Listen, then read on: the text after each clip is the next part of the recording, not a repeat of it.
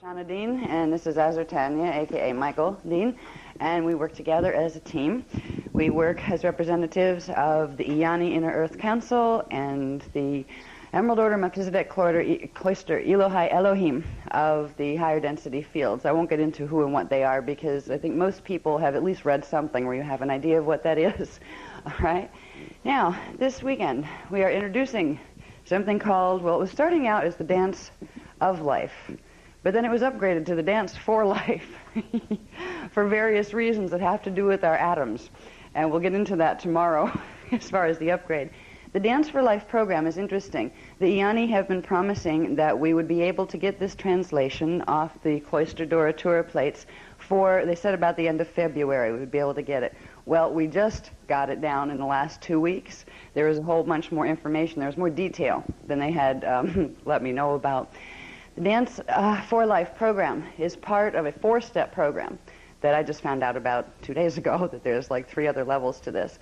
It's an intensive program. It's simple enough where it's something that a person who would like to teach some of this information to other people, to like cold groups and that kind of thing, which can be very challenging if they haven't read Voyager's books and that kind of thing.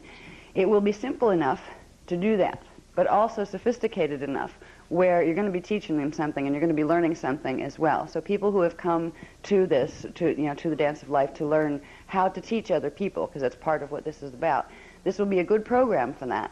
But it will also be a program that has a distinction of having a level of introductory material that far surpasses most other programs that are out there, supposed advanced levels. So you'll get the best of both worlds. You'll get the simplicity. And simplicity, when I'm talking about simplicity, is those of you who have followed this work at all know there are some very, let's say, controversial aspects to the information when we get into the forbidden and lost history, when we get into the current and contemporary drama and what we're walking around in the middle of. That information can be very intimidating to just about anybody that's coming in cold into one of the groups that hasn't read Voyagers or hasn't read any of the books. So it's going to be simple to present this information because it isn't getting in this course, and I'm going to even try for as I'm speaking with you. So if you find that you're used to me talking more about some of the agendas that are going on, we're taping this, and this tape will be available to other people, and we're hoping to have it as an introductory tape, that if anybody wants to teach, they could get the tapes or whatever, and that would help them teach, which means I'm going to try to keep off the tape any of the more controversial history and that kind of thing that would, kind of rattle somebody new coming in.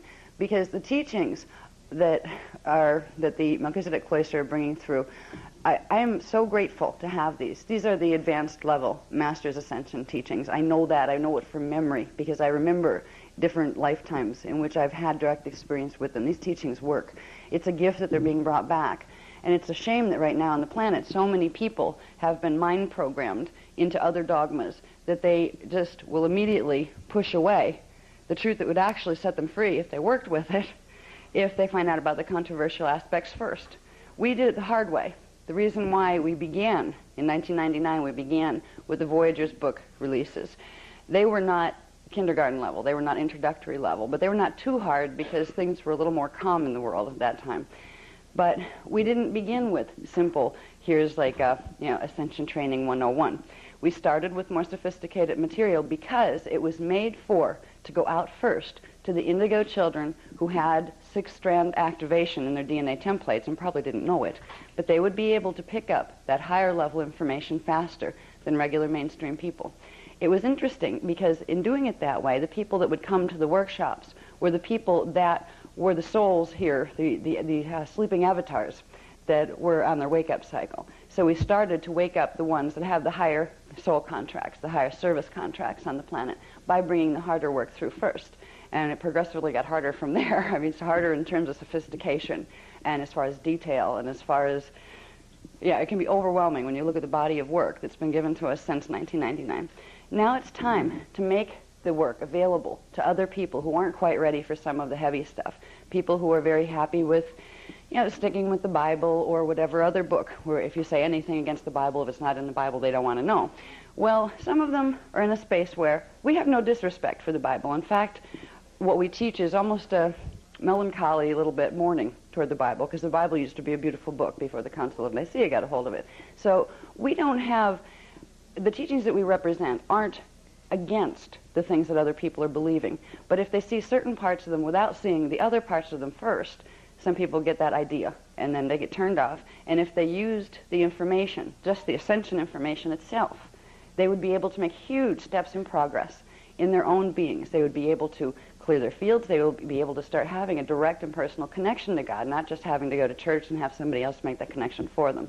So this program is specifically to take the best of the ascension teachings and the progressive levels of them that we're going to be given. So we're going to learn new things as we go along too and be able to teach them, but in a framework that we don't have to get into the more controversial subject matter. Like when we do the tapes, this part of the introduction, we can take that off the tape. It doesn't need to be there.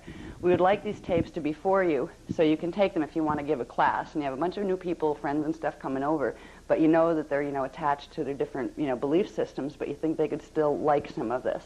You could show them the tape, say, here, check this out, and here's what you do with this. So I will try my best to keep it that way. It's difficult because I'm used to speaking my truth as I know it, which means I've gone through this whole thing since 1999 with no holds barred. As soon as the information was given to me, I would pass it on to the people who cared enough to come and hear it, because I'm not the kind of person that likes to hold information back from people. If I know, I want to tell you. If it's something that's important, I would like you to know. So there was an agreement that the guardians and I had. Don't tell me anything you don't want them to know. If there's anything that's too scary or too big or they can't handle right now, that probably means I can't do too well with it either. And even if I can, if I know about it, I'm going to want to tell them. So we've worked this way, throughout throughout the time. This isn't going to change, but what is going to change is having a sensitivity to the people who could benefit from the ascension teachings that we have to offer. And I know the quality of them, or I wouldn't have been able to speak them as I have for the last couple of years. But to bring these to the people in a way, they can learn about the other stuff. The books are out there. They want to learn about the history, they can go get one of the other books if they're really that interested. And if they want to get, upset and turned off, let them do it then, if that's what they need to do. But in the meantime, they might learn something that will be just the something that will take them into a place where if they're being messed with, or if they're really on a path that they think is the right one but is harmful to them, they will be able to make a better choice and have stronger fields and clearer consciousness to make that choice with. So the teachings will always be available publicly and to everyone, but putting them in a way where different levels of consciousness, where different levels of awakening can respond to them is what we're trying to do. Now, the Dance for Life course is interesting. So as I said, there are 4 levels of it. They had told me about the Dance for Life several months ago, but what they didn't tell me was it was part of a larger thing. There were 2 things they had mentioned to me. One was about a year ago, and they talked about the Mahabharata texts, which were the original translations made off of the CDD plates in 246,000 BC. They were books that were made then. They were written, handwritten. They weren't, they didn't have technologies in the same way we did. They had some advanced ones, but they didn't have typesetting and those kind of things. So these were handwritten volumes of pure translation in the Anahazi language of the CDD plates and all of their records. Now, they had told me, I think it was about a year ago, that I had the contract on several of the first books to bring through the English translations on the Mahabharata text. And they didn't tell me when that was going to start. The first one, the first Mahabharata book, and the books, when we say book, we're not talking about book. We're talking about what would be volumes here. And if you think about Iani, and you think about inner earth people, and you think about sizes of things and people, they're very big. They have more DNA. They're taller than we are. Their hands are huge compared to ours. Their books are huge compared to ours as well. All right. So I knew that the Mahabharata text teachings were going to be forthcoming at some point, but there were several other projects that were being worked on in the meantime. What I didn't know was that Dance of Life is part of the beginning of bringing through the Mahabharata texts, and I learned that in the last couple of days. Right? The Mahabharata texts, and I think later we'll go through a little bit of the history on them. And for this introduction, I don't think you're going to find out. I don't think this is going to be on the tapes that will go with like the teaching series that you want to take in. So I will just be able to kind of talk with you and about several different things this evening. But if you're going to order the tapes from this workshop that will be the teaching tapes, 4, classes you want to give. That will start with tomorrow. So if I come in and say, hi, introduce myself again as if I never saw you, know why. All right, because tonight I want to be able to speak with you a little more freely. I would also like to be able to cover with you tonight. Some of the people from Canada were the first to see this information. It's information that was put in the supplement to the Templar manual that has to do with the different attempts at bringing through Mahabharata text translations, when they were given, in what culture, and what time period, and what happened to them, basically. So we'll go through a little bit, if there's time tonight, a little bit of that, so you have some idea of the significance of this work. This workshop is the beginning introduction of the material contained in Book 1 of the Mahabharata text. Book 1, if I can find the title, is called Reinstating Personal Divinity. And it has, there's a whole new level of teaching. It's like even if we weren't trying to do the easy course so the beginners could come in, the beginners are actually coming in at the most advanced level, but without the controversial stuff that, will upset their belief systems before they even know what they're looking at. These teachings have to do with something called the radial body, which is a part of the anatomy, of our 15-dimensional anatomy, that we haven't talked about yet. The radial body is the key to manifesting. And we're going to cover what the radial body is in the Dance of Life course, or Dance for Life course. We're also going to do something, begin the process of what's called radial body activation. The radial body gets right down into, literally, the atoms that you're walking around with in your body.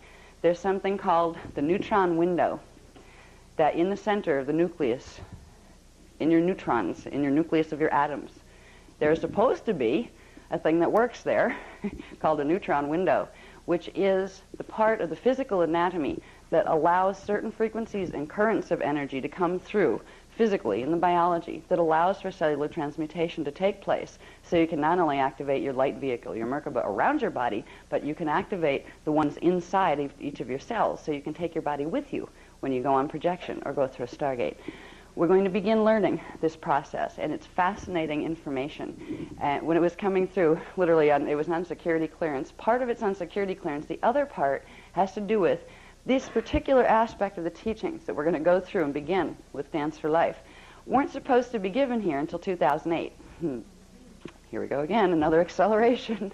It's been funny because of the drama that's taking place behind the scenes on the planet.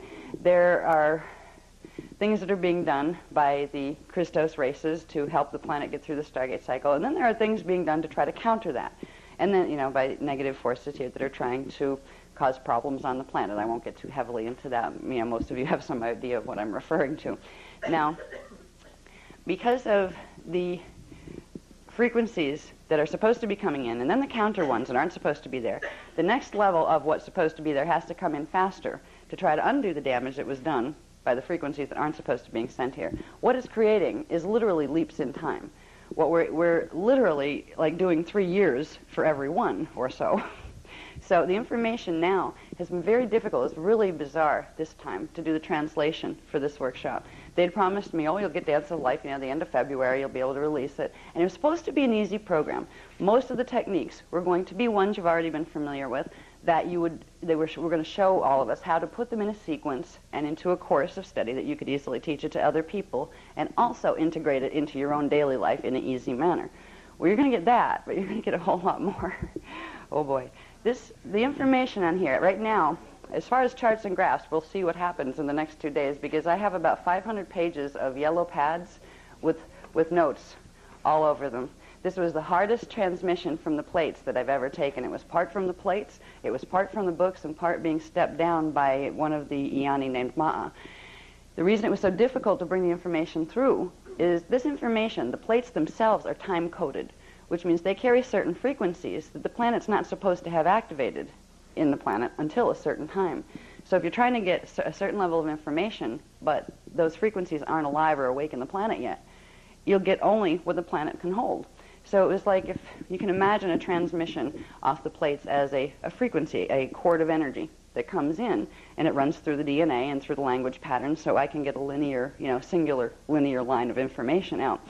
It was like 10 different cords had come down, and then it was like somebody was cutting them. and they were fraying, where I had like 5 different pages going at once on 5 different subjects. And I don't think Az has ever seen me quite the state I was in the last week. I was exhausted.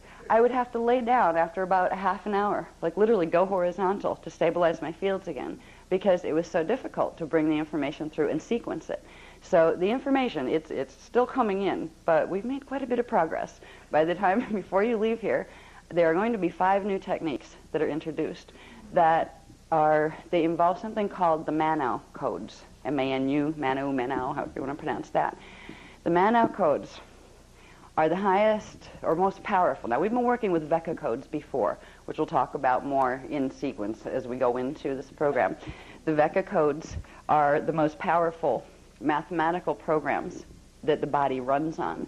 And when we use Vecca codes, like the Bivecca, the Trivecca, and now the Akasha that we got when we were in Peru, these do very particular things with the radial body.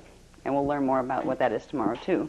But there are one set of codes that go with the 12 Vecca codes. There's a set of 12 Vecca codes, and we only have 5 of them that we've been given so far. The Manau codes are the codes that control the atoms, the atomic structure, the subatomic structure in the body. They're the codes that have the ability to open what are called primal forces. Now, in our other workshops, we have covered primal substance, we've covered primal order, we've covered primal currents, we've covered primal just about everything. So you get the basic idea of the structure of what your relationship to the universe is and what how your anatomy fits in. There's one last element, which are called primal forces. There's a difference between a force and a current. The force is the consciousness, the living consciousness field that's part of God and that you're part of and that's part of you as well, that is behind all the rest. The part that sets intention and holds intention in the body. They are living forces of consciousness, and we are made of them. We're going to get into the primal forces this time and learn those currents. When we learn about the currents of primal force that are the blanket that the primal frequencies of our, like Kundalini frequencies and Kirisha and Kundera, that they run on, the things behind those that support those, the living consciousness that our bodies are composed of. When we begin to explore these, we're going to find some amazing things. We're going to find out there's a lot of associations you'll be able to see, because there are names for all of these currents in each dimensional level of them. We begin with the Manu, the Mane, and the Ire. And if you look at those words, Ire is E-I-R-A. When it comes down into the lower frequencies, it becomes the Eros that some of the ancient teachings used to talk about. When you look at the spelling of the word Mane, M-A-N-A, that is the larger consciousness current, out of which a word called Mana comes from. The Mana has been in the ancient Hebrew text and several others as the, what is it? It's the thing that allows the body to go through stargates, to ascend. All right, so we're going to be starting to talk about these, and there are basically 15 primal forces. They're all out of 3 forces, and those 3 forces are all out of 1 force. But they break down into 15 forces of consciousness that are moving through us. There's systems out there that were taught by the Anunnaki people that were called the science of the rays. They have 7 rays in their world. That's what happens when you cut your DNA off at like the 11.5 and you can't pull the rest of them.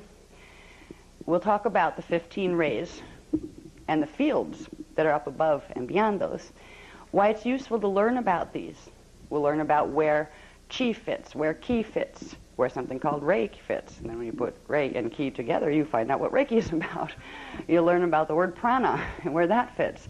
Also the word mira and maya, because these are names of currents of consciousness that flow through the body. So when we learn about radio body, when we learn about dance of life, we're going into the whole next level of what it means to be a being on the path of ascension.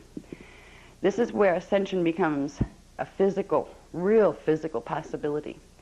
We're going to learn through this course how to build something called the Akasha Merkaba. Now we'll also find out what the word Akasha means, where that word comes from, what it means, because it goes back to those primal forces. The Akasha Merkaba is very special. I don't know, is there anybody that hasn't looked at anything on Merkaba? Anybody completely unfamiliar with Merkaba here? wow, this is good. I love it. Okay, so most people know that when we talk about Merkaba, it's those fields around the body, and most people have seen enough things out there where they know it's this star tetrahedron shaped thing around the body. Well, that is a regular Merkaba. That is a biharmonic or two-harmonic Merkaba, which means it encompasses our system and it's parallel, and it brings those frequencies together to enable the body to move in between either of them. But then there's a place called inner Earth, which is a transharmonic time cycle, which means it has about double the frequency for every one of its dimensions. You can use a regular Merkaba to get through the gates and then out to somewhere else, but you cannot go in and stay into inner Earth, nor can you be in there for any period of time without having activated a transharmonic Merkaba.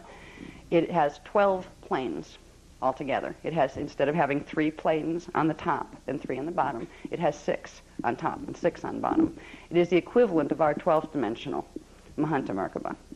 We are going to be taught how to begin the process of building this particular Akasha Merkaba in our systems. This will be very useful to us for various reasons. First of all, it will allow the spiritual integration process to happen much more quickly. If that's the only reason you're here, is because you want to do your spiritual integration stuff more quickly. Even if that was your only objective, this will help you do that more quickly. However, if you aim higher and you'd like to possibly explore the reality of what it means to go through stargates at some point between now and, say, 2017, and you would like to, say, take a tour of duty in inner Earth and see what it's like, you would need an Akasha Merkaba to do this. There are certain things taking place on the planet right now that involve activating this level of Merkaba on the planet. Ideally, that wouldn't be taking place right now. In 2008, perhaps, but not right now. It's being done because there are, again, counter strategies being used to try to create negative agendas on the planet that are affecting the planetary grids. So in order to balance that, the guardian races are assisting the planet to move into not only its regular Merkaba, but to go under the umbrella of the inner Earth Merkaba, which means this planet parts of this planet have to get to the point where they can sustain an Akasha Merkaba. We will help the planet do that as we learn to do it for ourselves, but we will also create for ourselves a huge protection field, as well as a huge field through which we can access higher and higher states of consciousness as we go along. There's a whole program that's going to come out of this. The Dance for Life is the first level of this program. Now, book 1 of the Maharata text, the whole text, we don't have time to take it down because their books are thousands of pages long, and there's 590 volumes in that set of books. For here until the next stellar activation cycle, we'll get it done. But we're getting what's most important and most pertinent for the time period that we're in. They're giving us the most important information. The Dance for Life will be introduced here. And as soon as possible, we'll have something like physically in writing for it. I'm hoping that you have something that resembles a chart pack by the end of this weekend. That depends on how fast, and if my computer doesn't crash again, tonight and tomorrow. If not, you're still going to learn this stuff. You will know what you need to do as far as when you go home. You will have a list of things and different techniques. Some of them you'll know, some of them will be new ones. And there's going to be a schedule, like a calendar. This will be very helpful. A calendar that basically suggests if you want to, develop the certain things that we're going to talk about developing, and you want to build this Merkaba, do this on a daily basis. Do this once a week, do this once a month, so we can have some idea of how to begin to, we have hundreds of techniques at this point in the teachings, and you can look at the teachings and go, yeah. Shall I take a year off from work and just start on, technique 1 or what? Yeah.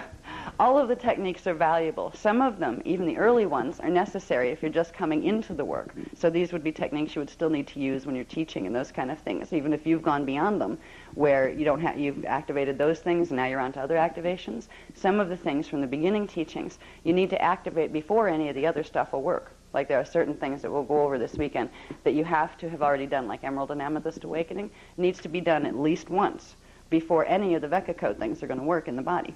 So if you're teaching people how to work with Vecca codes, you have to run them through that long and laborious exercise just once. That will be enough.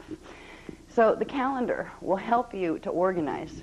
Okay, what do I do? How do I integrate this into my regular daily life where I have like a job and I have a family and like once in a while I like to sleep, and eat sometimes?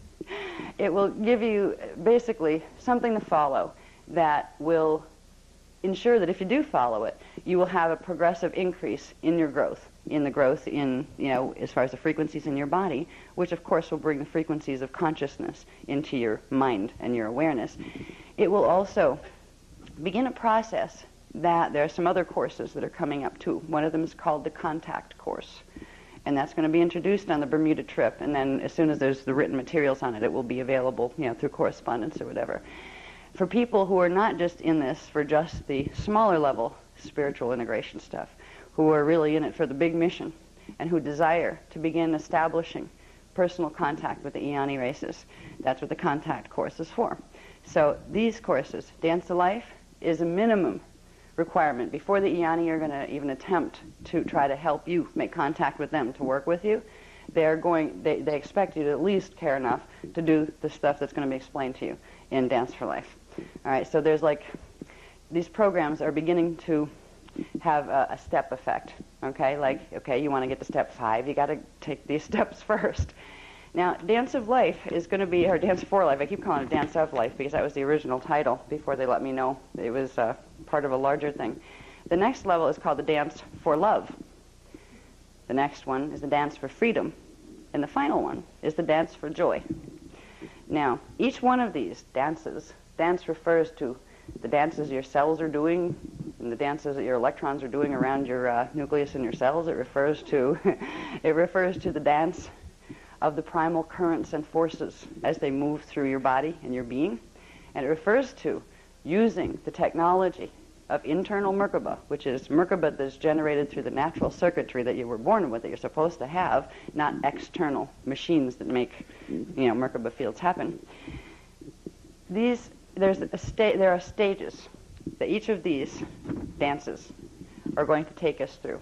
These are the dances of activating the levels of your own identity fully into the cellular structure. The radial body activation, it's a radial body activation course. The radial body was saved for last as far as they taught us about anatomy, they taught us about our chakra systems and our Cathara grid and all the things in between. The radial body is a part of the anatomy that controls the rest of those things with the Cathara grid. They work together to control the hologram that you're walking around in. The planet has a radial body, the galaxy has one, etc., etc. We'll get into what the radial body is more. Some of the people in Canada, when we went up to Canada for the Calgary workshop teaching Cathara, this is where this information came through. It was given to us then. So it's new, except for the people in Canada from here, that are here from Canada will have heard a little bit of the radial body things before. The introduction to the radial body material in general that was given in Canada is in, I don't know if we have them here tonight, but they're here somewhere. The Calgary supplement that was made for the Templar manual does have the beginning teachings of those. Okay, some of those I might include in the paperwork that's going to be for Dance of Life, but probably most of what's in there won't be in Dance of Life, so you might be interested in looking into that if you want a preview on paper of what I mean by radial body. Now, the radial body has different levels to it. There are 5 levels of radial body. The radial body is a capsule made of certain things that create an etheric tissue that surrounds each of your Huva bodies. Now, we've talked about Huva bodies before, the 3-dimensional egg-shaped bodies that we actually live within. These are formed by the Merkaba fields that are spiraling around them that create these form constant spaces, these egg-shaped spaces that we exist within inside. Our matter exists within them. When we talk about the radial bodies, we're talking about this film or skin of frequency, of energy, that is literally the holographic refraction lens that allows the hologram to move through us, bounce into energy, and bounce back to give us a 3-dimensional holographic experience. It is also the living memory matrix. This is where our cellular memory, it's what our cells are connected to give it cellular memory. The radial body levels are the barriers, the tissue capsule barriers that need to dissolve in order for you to expand into your density 2 body. You would have to dissolve the radial body level that is around your density 1 body. Now, natural activation of Merkaba would allow that to happen if our Merkabas were acting naturally. But because the planetary Merkaba isn't acting naturally since 25,500 BC, there are problems that our Merkabas have when we just try to use standard Merkaba technologies. When we go into radial body technologies, the radial body tells the Merkaba what to do. All right, we're going right into the core of the programming between the Gathara grid and the radio body. This is where the instructions get set. And if there's any distortions there, they're going to come out everywhere else. So as we work with radio body technologies, we're first of all going to clear whatever is in the way in the DNA template, in the Gathara grid, in the Merkaba. But we're also going to not just clear, we're not just clearing radio body, we're activating radio body. Every one of our atoms is also surrounded by a radio body. The nucleus within the atoms is surrounded by a radio body. When we work with radio body technologies, we begin to remember how to speak to our atoms and how to hear them speak back in return, which means we progressively get more direct conscious control over. And it's co-creative control, because your body and the part of God that lives within it has its own connection to Source, and it's a co-creation. You can't just force your will on it like we're taught to do here. When we work with radio body, and we work with the Veka codes to move the radio body and to speak its language, we are beginning to get the power over our own elemental selves again. The elements that form our bodies, the elements that form the earth bodies. When we begin to activate our radio bodies, we bring back the ancient arts where we used to be able to speak to the elemental kingdoms, where people knew fairies were real, and they could feel and see the water spirits, and they could communicate with the leaves and the trees and find out every one of them had a different identity, and a tree branch was like a big family. All right? Some of the wonderful things that will come to us when we begin with activating our radio body means we're getting these currents not just of energy, but of pure consciousness, the Mano, the Ire, the Mane.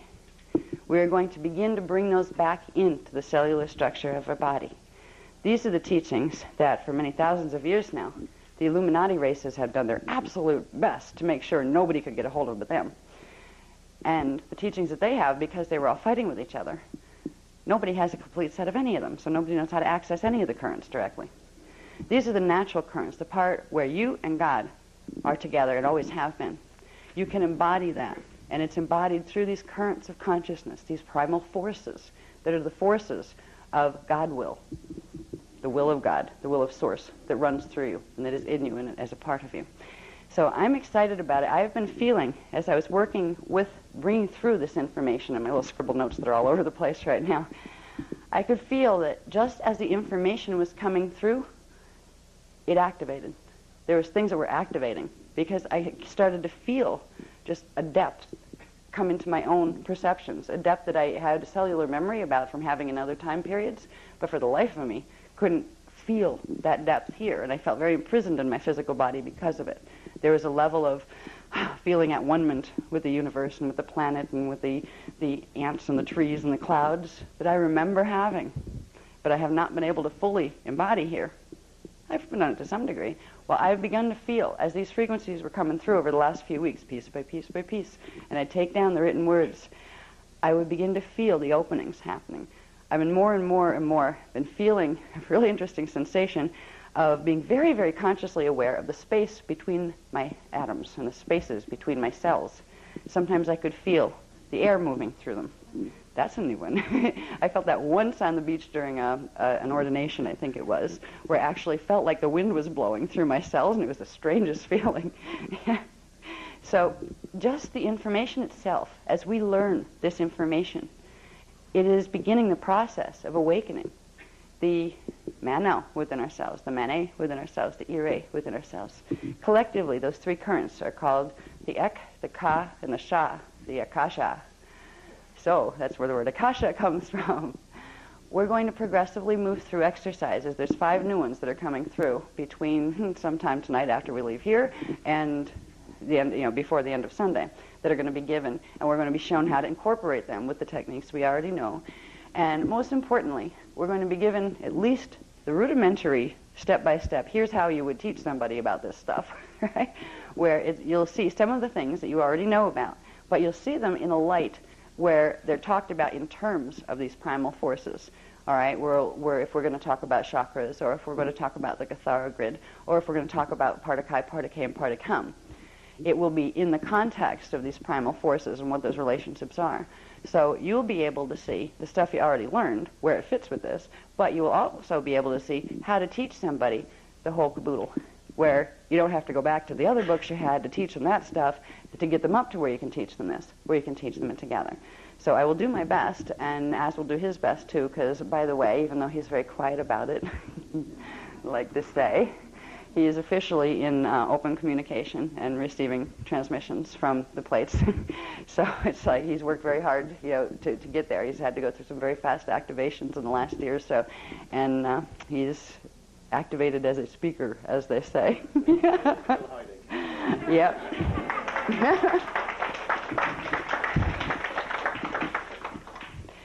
Yeah, there was some other information that was given to us recently as far as speakers go. And it's interesting. Speakers are like, if you've been with us for a while, you have some idea of what that means, but yeah, we didn't even know what that contract really fully meant. We've been learning as we go along. Probably on Sunday, I think, I will begin to share some of the information that was provided really just for this group they call speakers. And there's another group that's called the, what do they call it, the Inner Council, the Inner Earth, the Iani Inner Council. There's a group of 12 people that have the responsibility stuff happening here, where the speakers are part of them. You have speakers, you have flame holders, you have flame keepers, you have all sorts of different things. These are contracts that people were birthed in with. We'll talk a little bit about those on Sunday. We all have some level of agreement to be here. You wouldn't be a part of this work. And the people who come to you that are interested in you teaching them something about this work, you will not have somebody appear that does not have some type of contract in relation to this work. You may have lots of the ones that have fallen angelic contracts coming over, because they have contracts to try to get as much information of you as possible, or hopefully to take you with them, right? But you may also have wonderful people here that are, here to learn. You're going to help those people wake up. It will help to understand the structure, especially if we're going to go into things like the contact course. It will help you to understand the structure of interrelationship and distribution of responsibility that takes place in Inner Earth, in the Inner Earth councils. There are people who have, let's say, bigger jobs, and some that have littler jobs, but there's not a hierarchy as far as, well, I'm president, so I'm better than you, and that kind of stuff. They don't do that stuff. If somebody has an important position of authority in Inner Earth, first of all the other ones respect them tremendously. Why? Because there will be a level of responsibility and potential, if necessary, sacrifice, personal sacrifice of what you'd like to do as opposed to what's good for the whole and what's good for the group, that goes with every step of authority in position that's given. So at the end of this, there have been several things solidified as far as contracts go. And we were given the official announcement as far as who's who and who's doing what job, as far as the inner guys that are working directly with the Inner Earth Iani now. And there's been a lot of confusion and a whole lot of, let's say, false claims from beyond the edge that have been coming through ever since we introduced, like the fact that there's speakers and, people are talking to the Iani, a whole host of channels that swear they're talking to Ma'a, and they're not, So there's a clarification that's going to be done that has to do with the blue flame, the gold flame, and the violet flame, and 3 speakers contracts, and what's going down with them. What we'll probably do is simply read to you the information as it was given to us, as the transmission came through. It was how we were notified about what the status is of these jobs and this kind of things. This will take us into something, too, that will be better off talked about Sunday, that we introduced with the Regent's Consulate today. It will be a thing that we go off the tape as far as the training tapes for Dance of Life for at the end on Sunday. That has to do with the circumstances that are taking place right now and why it's a very timely period to begin the Dance for Life programs. Now, the Dance for Life programs are going to be the first set of technologies that you've been using, many of you have been using the technologies as we've been, given them. These have prepared you to use the next higher level ones. People that come into Dance for Life there will be some of the old technique that they will have to be able to do before they can plug into this. But they don't have to go through like 2 years of learning all about it like you might have if you've been following the program. But the Dance for Life program is going to do, there are 3 parts of it. I don't have any Mylars tonight at all because the computer decided to crash about 5 minutes before we're ready to leave. That's why we're late tonight. We were trying to pull these few pages that have like my outlines and things, so I could at least have something here for me to look at, so I don't lose track of myself. And the computers, they all shut down. We have 3 of them, in the house in different rooms, and something happened with the line because it power surged or something, and they all went. So then we had to go through the process of, they came back fortunately, so I got this. But anyway, I just want, the reason I don't have anything to put up here is because this information has been given to me in the last probably a day and a half on scribbled little yellow pads, and there's just been no time because we had to do a regents meeting this morning, early or at noon. It started today. So you will have some paperwork by tomorrow. There will be some things that I'm producing. We may have to do a Kinko's run at some bizarre hour, tomorrow morning, and it'll come in by the afternoon. But there's a basic structure of things that's happening. With the Dance of Life, the way it's been described is mastering the Nada Huva body. Now, we talked about the Huva bodies in other courses, like in Tangible Structure of the Soul. The Nada Huva body is the dimension 1, 2, and 3 levels of yourself. It includes your physical and subatomic body and your etheric body around it. It includes your D2 emotional elemental body. That's where your emotions come from, what you call your emotions. And also, it's called emotional elemental because this is the part of you that composes the consciousness that makes up like the water molecules in your body and all the little elements in your body.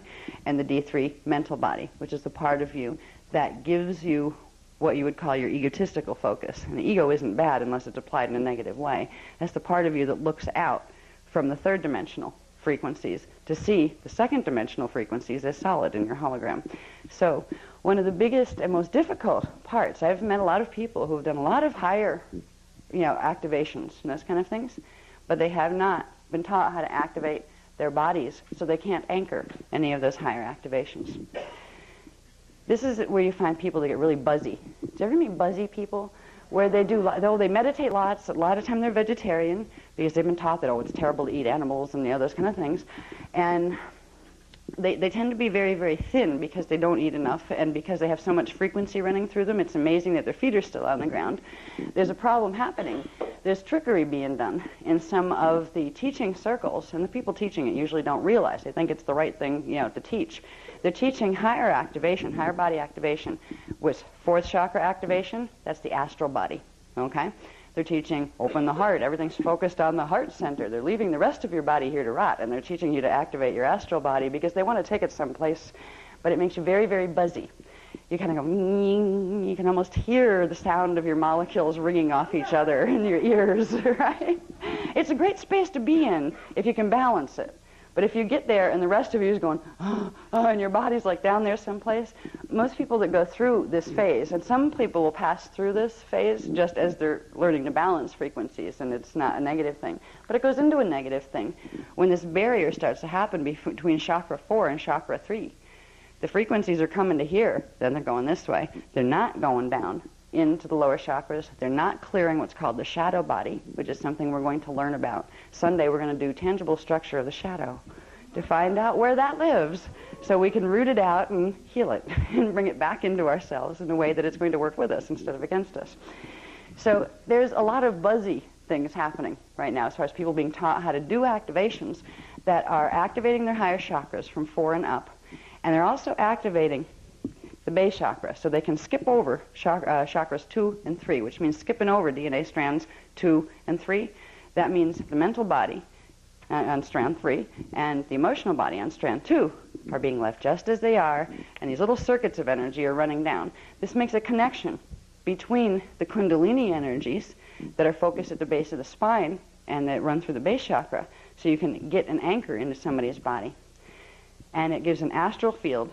They can access through astral field through the 4th chakra and then anchor it down into the base chakra, literally bypassing the 2 chakras in between. This is what happened. This is what you're going through if you get the buzzy stuff, okay?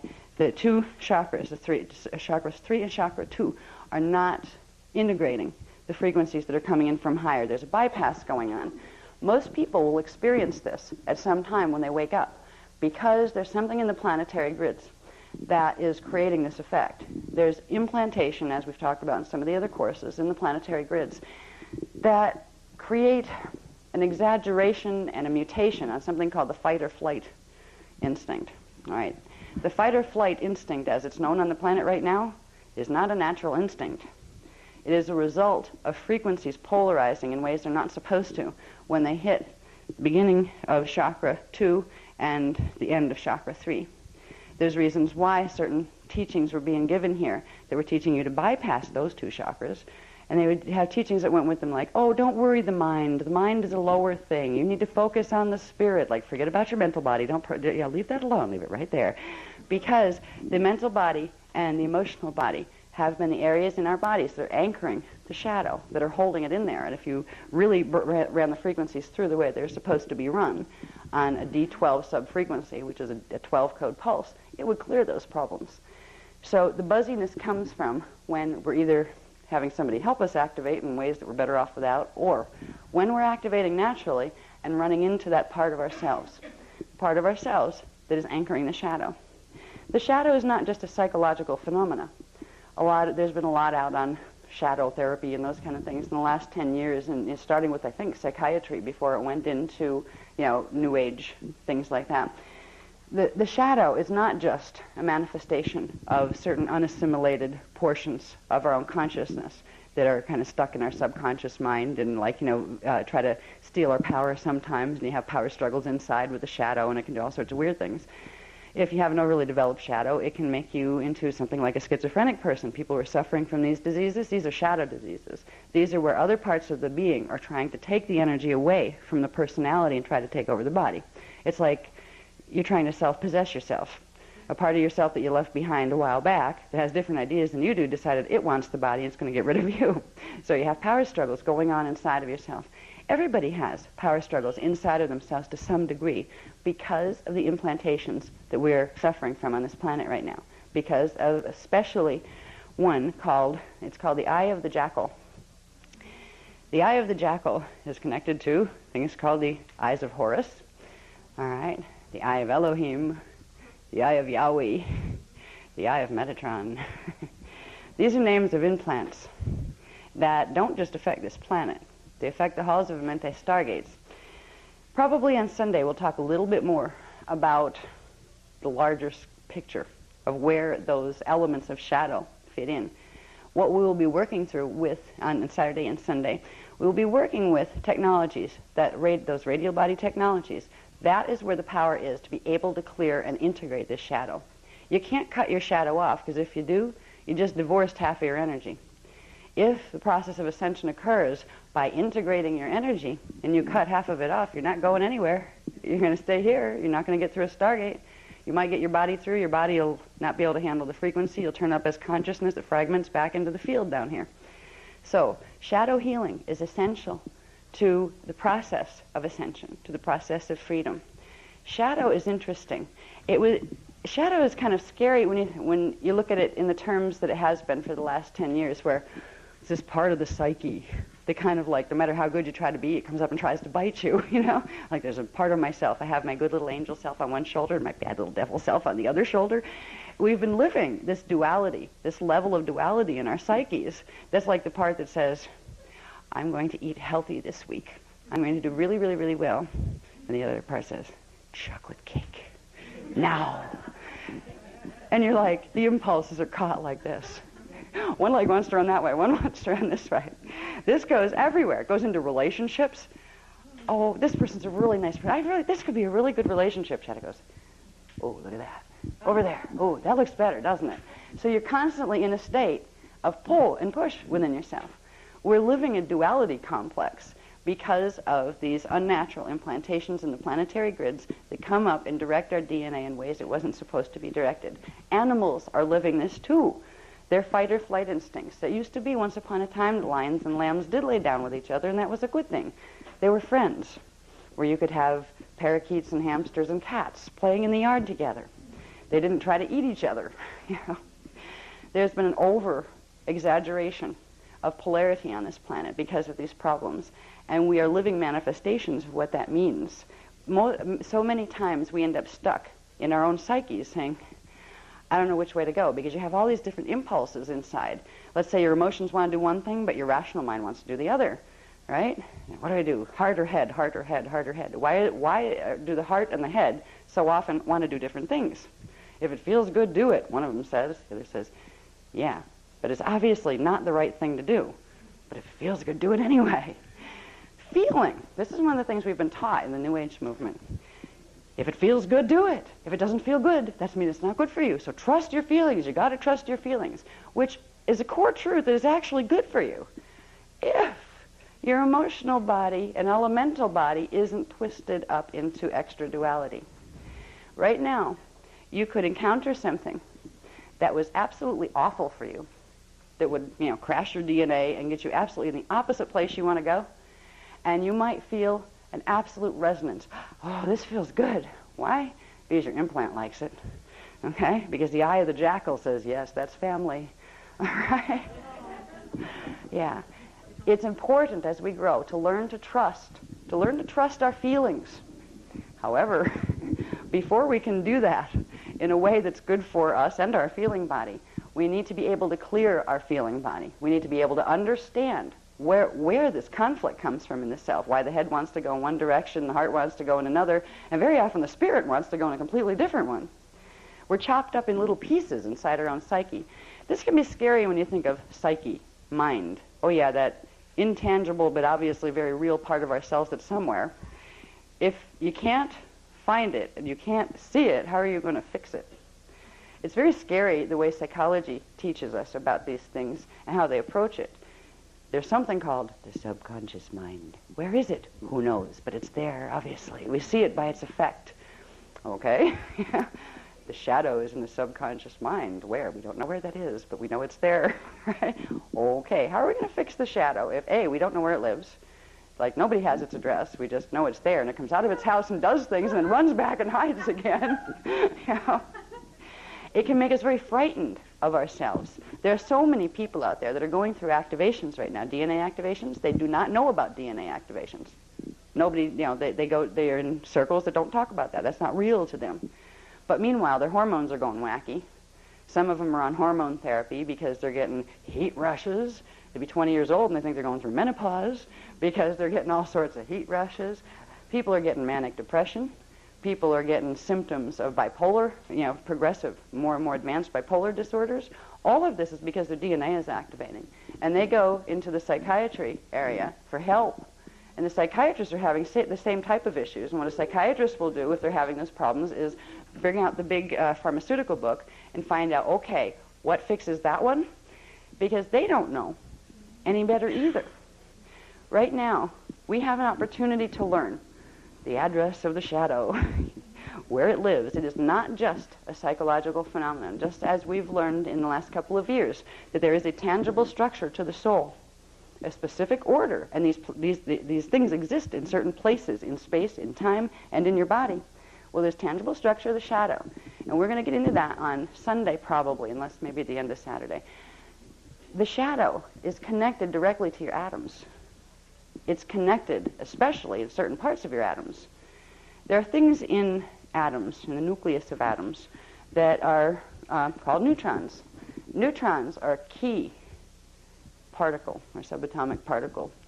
They're a key particle in the body's ability to run the higher frequencies and the higher forces to be able to undergo cellular transmutation. There's one particular mutation that's demonstrated in science. Now, I think there's only one, from what I've heard, there is only one type of molecule that does not have neutrons in the atoms, in the nucleus, and that is the hydrogen atom. Now, interestingly enough, and by no coincidence, I'm sure, guess what elements hold together in the DNA chains, hold the DNA chains together? The hydrogen bond at the center of each of the ladders. It's through the natural hydrogen bonds that what's called turnstile DNA, which is a natural set of transient DNA that pops on into activation, that allows more chemicals to be produced in the body, that allows for physical transmutation through stargates to occur. There's been a mutation done on this planet in the elemental kingdom that we're carrying that literally has taken the neutrons out of the hydrogen atoms in our DNA bonds. When we begin to work with radio body, healing, clearing, and activating, we're going to be putting back what's missing. Now, the shadow lives in the spaces where things that were supposed to be aren't. It also lives in certain parts of the elements within our body. Our water molecules hold part of the shadow. There are certain metals in the body, elemental metals in the body, that are holding the shadow. The shadow is a part of our coding, our own DNA templates that are in reversal. They're running the opposite mathematical program to what our natural divine blueprint is. The shadow progressively draws energy. We draw energy in from the planet, from the universe, and the shadow draws energy from us. And progressively, the body deteriorates much more rapidly here than it was ever supposed to, because the shadow is taking the energy, and it's actually a part of your consciousness that's getting twisted, that's getting messed up and confused and going into base patterns of fear and lack and all of those things. And it creates a set of impulses within the self that can very often control or take charge of the emotional body, and if it gets really strong, can take control of the mental body and the action body sometimes, where you become afraid of yourself. Do you ever have like those days where just something came over you and you felt really lousy, and then you just lost your temper? Some people have temper problems, They have a short fuse, as it said. They blow quick, right? This is a person who has the shadow that's trying to get control of them at that time, the part of the consciousness that's convoluted and twisted, and it's trying to take control of the body and override the organic stabilizing personality. Your shadow self isn't evil. Your shadow self is a part of yourself that's in distress. It's been victimized by certain conditions on this planet that were not organic. So it's a part of yourself that you need to realize is there. And like, nobody's going to run away and say, I don't have a shadow, I'm impeccable. I've met a few that are doing this, and they, yeah, right, you should see what your astral body's doing right now. They'll be standing there going, looking at me like, how dare you see me? I know you see me, this kind of stuff. We could go through the, let's say, the cosmic body wash and become pure and impeccable right now. Flash off into the other worlds, get totally purified. Flash back on here, we got a shadow again, because the planetary grids have the twist, this filter that polarizes energy where it's not supposed to be polarized. This eye of the jackal is a planetary implant. And what that does is manifest. As soon as our consciousness and our energy comes back down into form here, it will put that back in. What can override that and set it back to its natural pattern is working directly with the radio body that we're going to learn how to do, beginning tomorrow with the Dance for Life program. So we're going to meet our shadows, and we're going to learn to love them and bring them home. As we do this, we're setting ourselves free from a level of manipulation that most people don't realize is there. The eye of the jackal, the eye of Metatron, the eye of Elohim, the eyes of Horus, and several other eyes that are running around out there. These are refraction polarization lenses. They're an external technology that have been put in the planetary shields of certain planets, and Earth is one of them. They literally polarize the energy in the planetary body, so anything on it is going to get polarized. We can override those implants, that effect in our bodies, by using radio body healing. All right. Now we're even going to have to approach it as healing, like Kathara healing. That's directly, let's heal here. Healing is going to be a byproduct of radio body activation. So what we're going through here will begin the process of getting a handle on ourselves.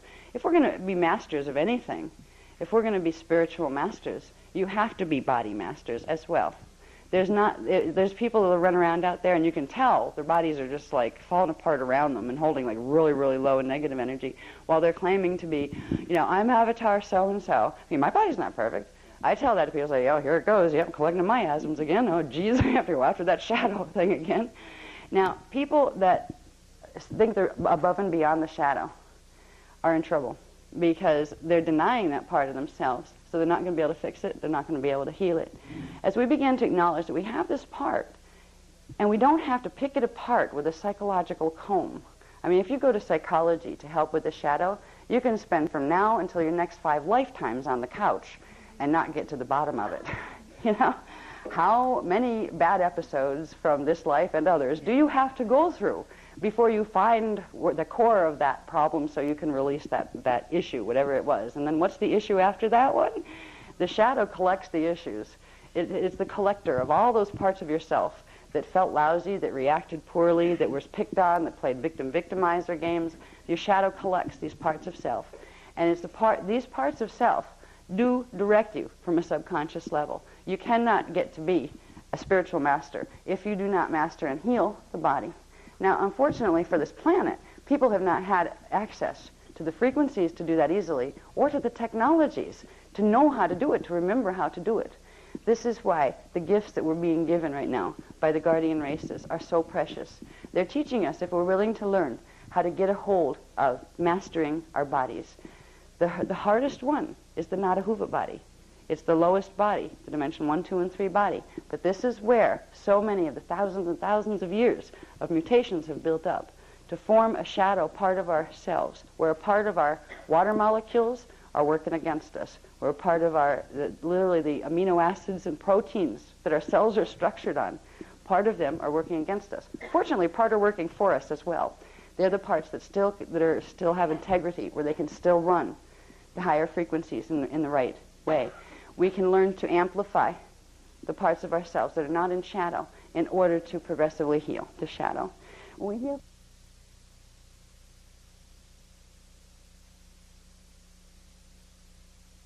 Because these people feel horribly, horribly victimized by the evil ones over in the United States who have taken their culture and their way of life that's built around service to the God they believe is the only one away from them. They see us as a direct threat to their spiritual integrity and identity. There are political games that have gone down for ages here that pit one group against the other. And what's interesting is the ones who act worst as victimizers usually are doing it because they feel like they're victims. There's a whole game being run here, and it's a game that runs between interpersonal relationships too. We've seen it happening in some of the groups where the Azurite temple groups are kind of like polarizing, like this one little faction over here and there's another over here, we don't like you anymore, we don't like you either. This kind of stuff, this nonsense is going on. This is because we are having activations in the planetary grids now that are calling up more of the programming, amplifying the programming of the Eye of the Jackal. The Eye of the Jackal is a lens. It is a lens that bends and refracts energy in a way that is not natural. The Eye of the Jackal is placed in Earth's shields at the level of D1.75, so almost up to D2. In your body, that would be just a little bit below your second chakra, where your second chakra starts. The Eye of the Jackal lens is also a receiving station. It receives broadcasts of psychotronic programs that have been going on here for centuries, that are literally standing waveforms that just like we can transmit information on sound waves here, and we can transmit it on light waves here. Well, they are programs that have been controlling and directing the emotional bodies of humans, the fight or flight instinct in humans. This is why we run around in circles in trying to get free and realize, okay, we're creators. We don't have to experience lack anymore. When we try to teach our minds how to do this, our minds can be fine with it, but our bodies go, oh my God, the rent's coming up in 2 days. What am I going to do? Oh my God, I can't make enough money to pay my rent. I'm not going to have a place to live. This whole set of patterns that runs our economic structure, that runs our spiritual structures, our traditional spiritual structures. If I don't, I'll go to hell. These are all fear-based patterns. These are stuck in the shadow, and the shadow is running the patterns because somebody else is running the shadow. The shadow is not just a part of you that fell by the wayside or made some bad decisions and became what it did. It was a part of you that was hijacked, and that is being hijacked psychotronically through this particular lens apparatus that's in the planetary grids. So it's not something you have to feel ashamed or embarrassed about, that you have a shadow. It's not something you want to hide in the closet like a skeleton. You don't need to. It's a part that needs to be healed. When we work with the technologies that we're going to get into over this workshop, we are going to progressively heal that shadow, and we're going to reclaim the memory that shadow holds as well. Right now we walk around in pretty much amnesia. Even the most awake of us, it is hard to remember who you were before you came here. It is not easy to find your incarnational memory. Where the heck is it? I'm supposed to have cellular memory. Hello down there. Anybody in there have this one? It's very difficult to bring this information up. You might get it in the dream state at first. You might get little snapshots. Some people have more of it open than others. But there's whole blocks of our race memory and our personal memory that are locked within the shadow. So as we begin to heal and integrate the shadow, one of the things that will be a byproduct of that process is beginning to remember more of who we are, who we were, except were implies you're not anymore. And time is simultaneous. So if you find out you were Cleopatra, you still are. That doesn't mean you have to be her here. That was one of the costumes you wore, right? One of the interesting things that's going to happen with people as DNA activations continue is that they're going to start getting more of that memory coming back up.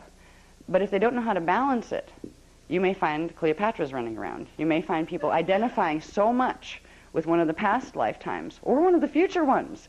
There's certain groups that do that, where they like literally wear ET costumes and act like ETs because they know in the future they are, right? There's a balance an identity needs to find when you're integrating yourself as an avatar or even as a soul. Yes, you have multiple cells that live in different bodies in different time frames. You have one right here, right now.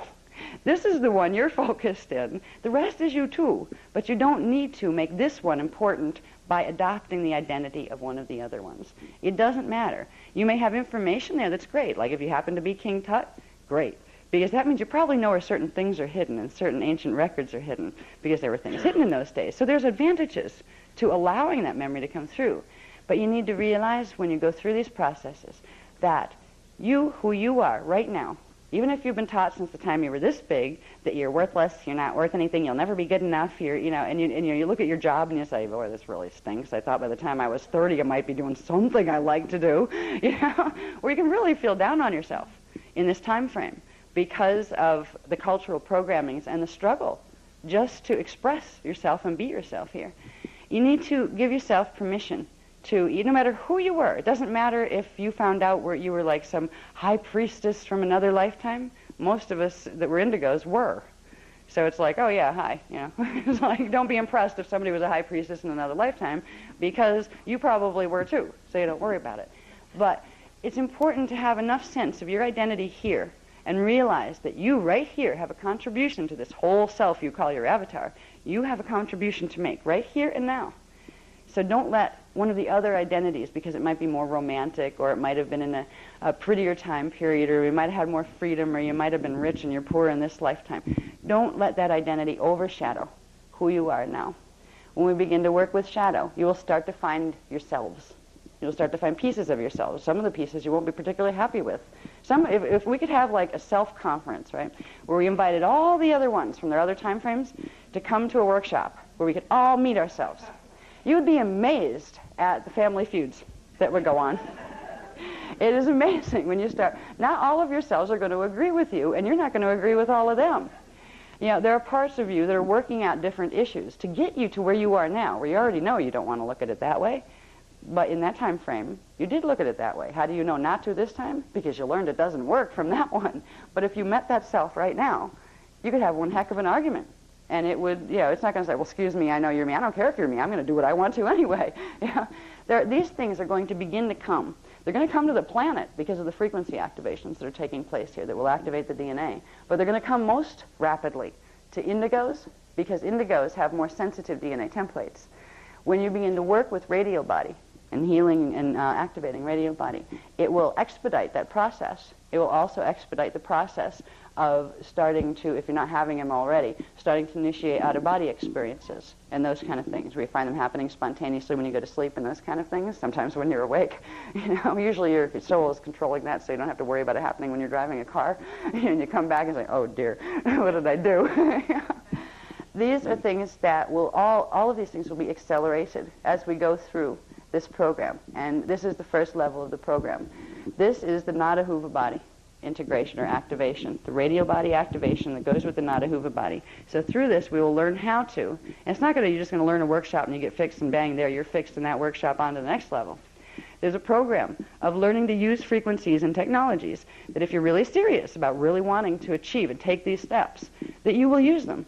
There's not going to be anybody sitting on your shoulder saying, you skipped out on Tuesday. I know you did. You can't cheat in this program, because the only person who's cheating is yourself. You direct it. If you don't get results, whose fault is that? Take a guess. Yes, we have to take responsibility for the fact that two things. One, if we're not doing the technologies as they were suggested, or as often as they were suggested, we will get out of it what we put into it. There's another factor. that needs to be considered. And here's a responsibility factor that everybody at some point is going to have their time of reckoning with, be it here or once they cross over. Because you might as well like have your life review here instead of waiting until your body dies and getting over there and have to do it anyway. We are... Oh, wait a minute, I just got it. Bless you. Somebody just said something. Wait a minute, excuse me. Yeah, we got a live one here. Tell them what? Okay. All right, they're telling me Ma'a is here. Ma'a has been here all day. Ma'a is one of the, the senior members of the IANI Inner Council. I just got interrupted and basically said, I'm going on tangents, let's not do that now. Give him a rundown on Radio Body, and then he would like me to turn it over to you because you haven't the exercise that you want to run with them. I lose track of time and I just keep going. It's like a wave that just keeps moving. So anyway. All right, I will give you a quick rundown on, we have the Dance for Life, which is Nada Huva Body Mastery, and Density 1 Radio Body Activation. This will build what's called the Akasha Merkaba Phase 1, which is called the Manu Merkaba.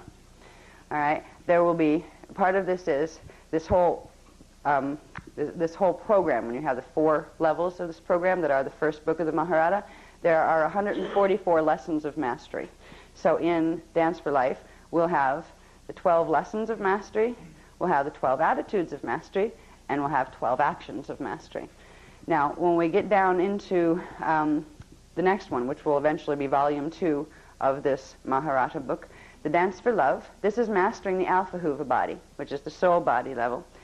It's the Density 2 Radio Body Activation, and it deals with the astral body, the archetype D5, and the angelic body, Akasha alignment, aligning those with the Akasha. And the Akasha, to look at it in an easy, quick way, you could call it the God seed, all right, the part of you that is always attached and a part of God. Now, when we get into the Dance for Love, and I think we're going to introduce that in Greece. Oh, what a nice, just hit me, that's a nice place, it's supposed to be romantic. Yeah, all right, thank you, I didn't know that, that just came together. Greece, the Dance for Love. Okay, we're going to be doing Akasha Merkaba Phase 2 activation, which is the Imanu Merkaba. There are 4 levels of this Akasha Merkaba, and that's the soul integration level. This will cover the 12 vehicles of mastery, the 12 postures of mastery, and the 12 responsibilities of mastery. The next one is the Dance for Freedom. This is mastering the Beta Huva body, or the Density 3 body. It's Density 3 Radio Body Activation. This activates and clears and aligns with the Akasha, the catheric, the monadic, and the chariatric bodies of the Oversoul body, of the Density 3 Oversoul body. It is Akasha Merkaba Phase 3, the Emmanuel Merkaba. And this will have the 12 tools of mastery. This is probably going to get fun by the time we get here, because they're starting to show us some tools that we can create, like things to facilitate, to help us. Everybody here, most people here, like to make stuff. We're in 3D, and we like something we can hold in our hand and let it be our friend to help us with our integration. We're going to learn how to do some of these things in here. There'll be tools given, some inside tools that you can create things on the outside that will help use those tools. We have the 12 insights of mastery and the 12 applications of mastery. And I can't wait to read this. I'm telling you, because you ask me what these are right now? I don't know. But I will by the time it's time to teach the course. All right. So we're all learning together. That's what's kind of nice about this program. I mean, when I sit down to take translation from the CDD plates and, having Ma'a hanging out in my mentor space saying, no, it's this. Like if I can't pull a certain part, he'll downstep it for me. It's no different than you sitting in a workshop trying to say, okay, what did she say 2 minutes ago? What was that? Okay. I have to learn this the same way you do and integrate it into myself in order to just, bring it to you. So we're learning it together. The final one. Now, the Dance for Freedom, they haven't said when that's going to be, but I think that's France. Is that the France trip? Now, that doesn't mean that these are the only places they're going to be. If you can't afford to come to France, or you can't afford to come to Bermuda or Greece. It means that that's where they'll be first introduced, and that will be the program, that's going to be given with the people that come there. But from that program will come the correspondence course and whatever materials come from that will be made available to anybody, so they can get it as soon as possible. As soon as we can get it down, workshops have an advantage and the trips have the advantage of that's when you get it live very often. You might not have much paperwork. You'll get more paperwork if you wait for the correspondence course, but you get the frequencies live as they're coming through and coming in, and you get them first. So this is how these are going to work. So we have Greece for the Dance of Love, we have France for the Dance for Freedom. They haven't told us yet where the last one, which is the Dance for Joy, where that's going to be introduced or when. All right, I assume it will be after the November trip to France. I don't know how soon after. I think a lot of that depends on what's happening with the planetary grids and whether we're going to have to do another leap. Because ideally, it would be nice to have about a year between each one of these just to integrate the frequencies. But right now, because there's certain things happening on the planet that are not the most positive things in the world, we need to move through these fast. The issue of those of you who have read, the Voyagers books and are aware of the, let's say, showdown that's coming for August 12th of 2003. A showdown that if certain frequencies are in critical mass on the planet, it'll be like a great sigh of relief and things will go much easier there forward. And if not, there's going to be frequency fence being progressively blasted here that is meant to shut down the DNA, to keep you locked into 3D so you don't see what's going on, around you, because we're all activating and we'll be seeing more. Now, these technologies, these radio body activations will progressively build the Akasha Merkaba, which will progressively allow you to walk through that without being affected by it. So these are strong enough activations that if you get them in under the line before that frequency fence broadcast gets to a certain critical mass level on the planet, that you will not be affected by the frequency fence, nor will your bodies, because the frequency fences can also mess up the bodies physically. They, can cause people to become ill. And we're going to see more of that happening probably in the next 5 or 6 years. You're going to watch certain strange things happening with, mainstream populations and things.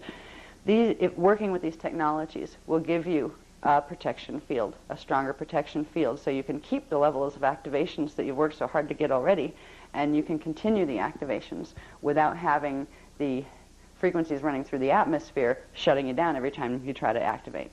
All right. Now, this is why we're doing them fast. This is why we're not waiting 1 year for this one, then 1 year for that one.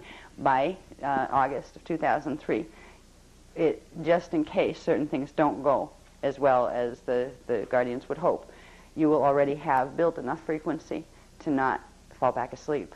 Because falling back asleep after you work so hard to get where you are, where you can sit and listen to this kind of information, would be very, very sad, because you worked hard to get here. Even before you ever met, our work, you've been working really hard.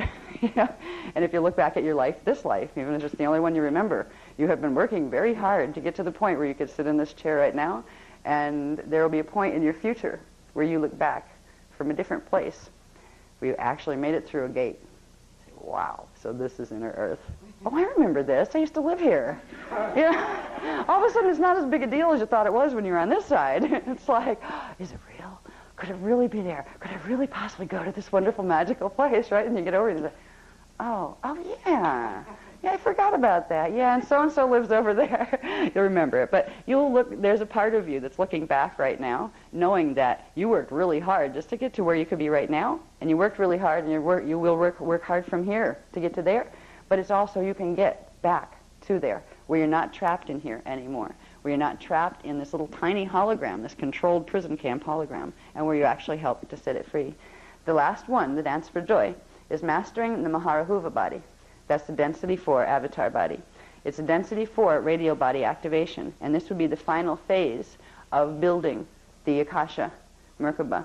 The phase 4 of the Akasha Merkaba is called the Imanyanas Merkaba, and that is the same thing as the Akasha Merkaba. The Akasha are the sound tone, or the vibrations of the names of the currents that create that Merkaba. This Merkaba, once you have the ability to activate it. Now, right now, if we all got our codes activated and could activate them right now, we'd totally blow up the planet if we tried to activate them right now. But what we're doing in the bodies is building the parts that can be activated. So when the time comes, when it's time to use them, when the planet has raised its frequencies enough, where it can sustain people walking around in these fields without it crashing the grids. We will already have them made. It's like having them on idle. We'll also be able to use them if case there's a crisis. These are the Merkaba fields that would allow you to be taken into either the inner earth or into one of the transharmonic trion meage zones that we talked about. I forget which workshop we talked a little bit about those in. But these have to do with a particular time matrix that interfaces with ours. I think it's once every 440 years for 110 years, and it opened in 2002. It's starting to interface here. This is where the masters, right, the Palladians, the Palladians live from the Palladia Urtite Cloister races. That's where their whole reality shifted into those spaces. These are places that, if things get rough here, they're buffer places, places where people can be safe. These are the Merkaba fields you need to get in there. You won't get in to either those places where you can stay in them if you just have the regular star tetrahedron Merkaba. So we're being given these now so we can, when the time comes, have the ability to fully activate the Merkaba. The Dance for Joy will have the 12 celebrations of mastery, the 12 gratitudes of mastery, and the 12 victories of mastery. And I imagine we're going to learn a whole lot of wonderful things together by the time we get that far. I don't know when they're going to give Dance for Joy yet. Maybe they'll let me know before this workshop is over. What I will do is you'll get a copy of this. You would have probably had more if the computer hadn't crashed when we were trying to get it copied. You'll at least have this. There's going to be more. I'm going to be up tonight doing paperwork because there's at least some charts I want to get done so you can see certain things, because it's much easier to get it if you can look at where things are in a diagram. So I'm going to do what Ma asked me to do 10 minutes ago, which is shut up.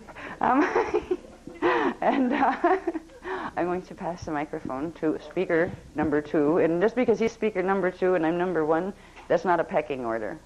All right, it's just who had the first job and who has the second one. They're the same. They're all the same level. And we're going to introduce speaker number 3 by the end of the weekend as well, because that contract has been, finalized. And I'm very glad at who it is. It's somebody who is very, very qualified for this and has served the role before. So anyway, I will turn the mic over to. Oh no, I won't. He left.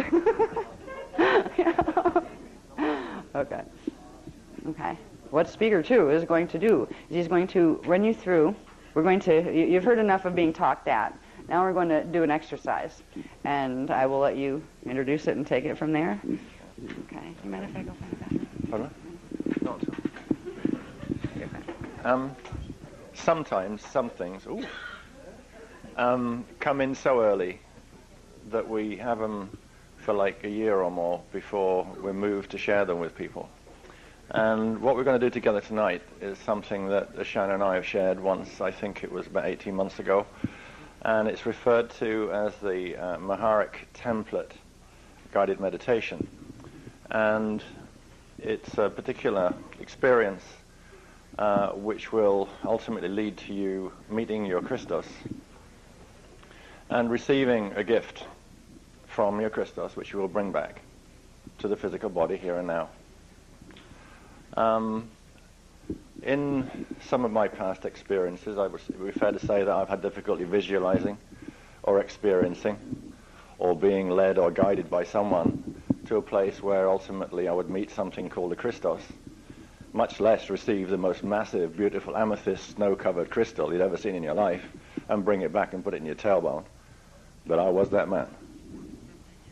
This technique is absolutely extraordinary. And it's one that, because it's being recorded, is becoming part of the Dance for Life program. And I highly recommend it. I know Ashana, she's in the room, would do. 2, for you to put it on your list of favorites that you use from time to time. Because I take you through it, you will realize, you will learn some things about the dimensional levels and why you can go there and what you can do there. And you may be drawn to some of these levels from time to time in order that you want to receive further information, things that may help you to work with a new gift you're going to receive this evening. Or when you want to solve a problem, all right? And you'll gather as you move through it step by step what kind of applications are available, because I'll mention them as we go, all right? So if you can start to just moderate your breathing, so 2 or 3 deep breaths. I will put plenty of space into this so that when I'm telling you to feel something or imagine something, I'll give you time to do it, but I won't talk over it until it's time to move on to the next step.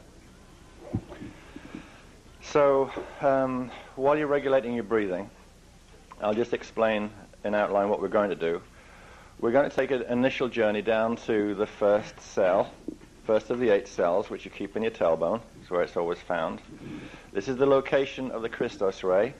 It's the point of entry of the hydroplasmic beam, which anchors first there before spreading to the other 7 cells, and, as it were, the creation of your own Cathara grid at the point of fetal integration.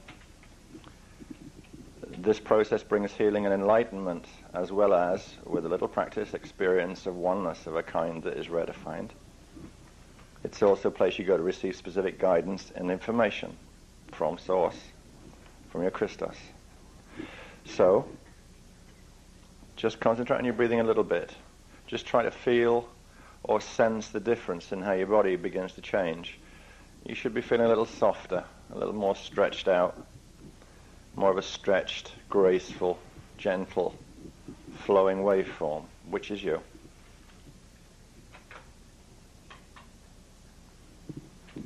And I want you to begin to imagine yourself as a ball of light. You as consciousness, as pure consciousness. The center of your skull, the pineal gland.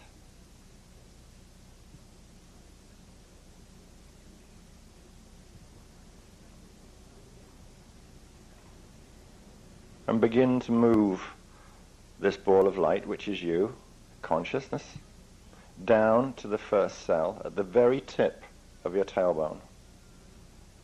Don't be in a hurry to do it. Just move it gently down the central vertical current, all the way down to your tailbone.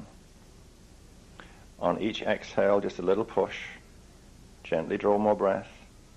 Exhale, a little push again. To do this properly will take several breaths.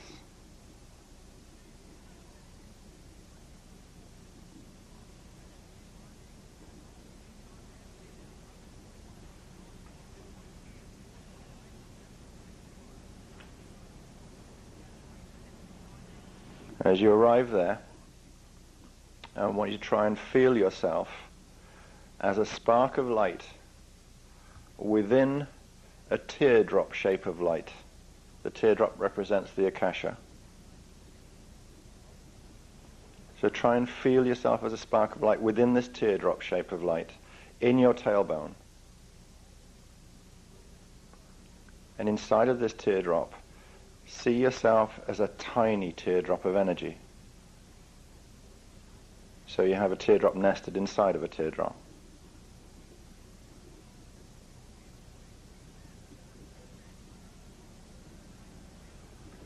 You may notice that the energy in this space is particularly buzzy.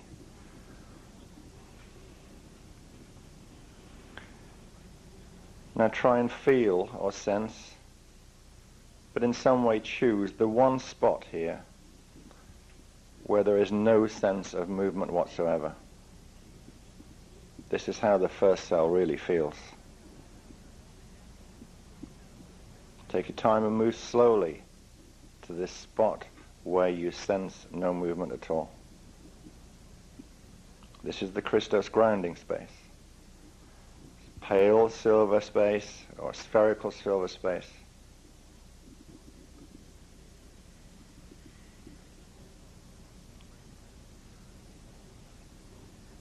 Move yourself fully into the sense of this.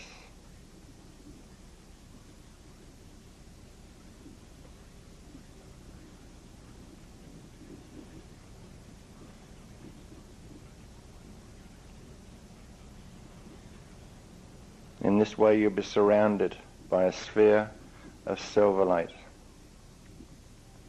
This is a place in future where you will go to remember, to reclaim, to know why you are here, to know your true full self, the ideas you left for yourself, and your relationship, your very private and individual relationship with divine right order. You will also experience feelings of excitement of a little child, yet sometimes frustrated, and sometimes feeling a little bit battered.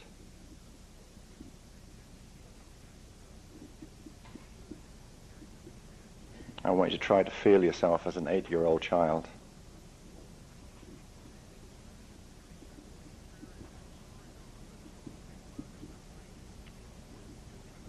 It's impossible not to notice that there are many memories, some of them painful, often accompanied by disharmonic energies associated with fetal integration.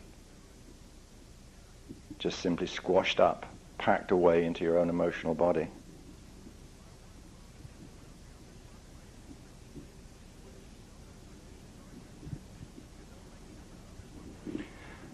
I want you to change the image a little bit, or the sense, the feeling. I want you to picture yourself now as a guardian of your own 8-year-old self. In the teardrop shape, in your tailbone. And I want you to feel as much compassion for this 8-year-old version of yourself as you greet it. So as best as you can, you visualize yourself as a grown-up, looking down into the face of your own 8-year-old self. But you'll do this as a parent of the Christos, tender yet strong, loving and wise.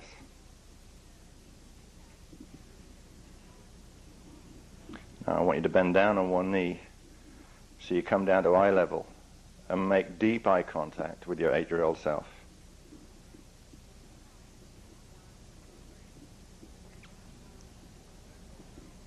If in future you wish to come here, your 8-year-old self will take you back to your fetal point, the first point of entry into this physical plane. And it's here you would come if your 8-year-old self had questions it wanted to put to you, or assistance you could provide it. Try to feel your 8-year-old and recognize its sense of relief as it realizes that you, representing the angelic being that you really are now with it, that you're reunited. And its immediate and instant awareness that this is going to take you both on a journey. You will lead each other, though the Christos will really guide you both. The Christos it will be who will create an elevator of pale liquid light for you both to travel on. Take the hand of your 8-year-old self now, still in a teardrop of silver light, big enough for both of you to travel in.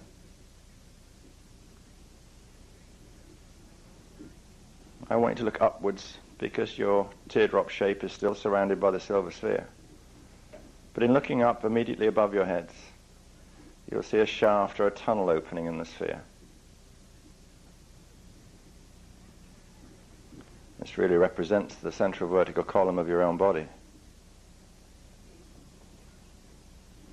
As you look at it, your 8-year-old self helps you to expand your own consciousness and your relationship with this. It seems to know and understand what together you're about to do. Continue to look upwards, and as you do, feel a gentle pull from the opening of the tunnel above your head. Allow yourself to feel the pull of it, and in your own time, experience a floating feeling.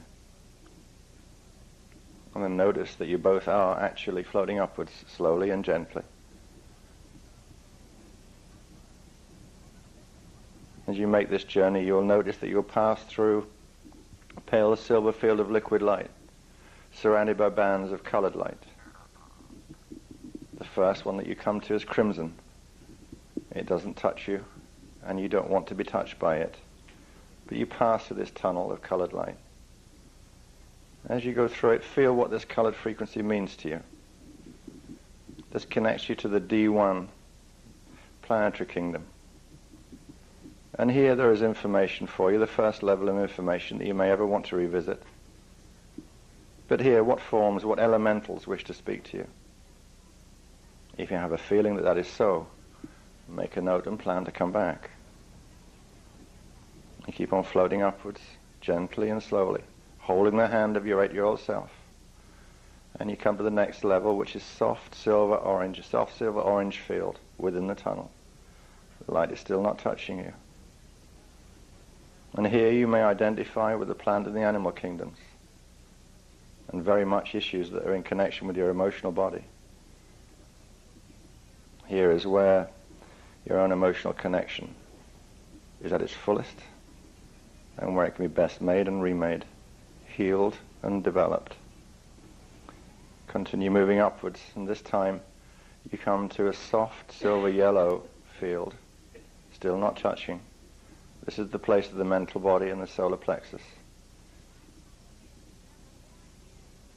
You wait here, pause here for a moment. Feel what you're surrounded by.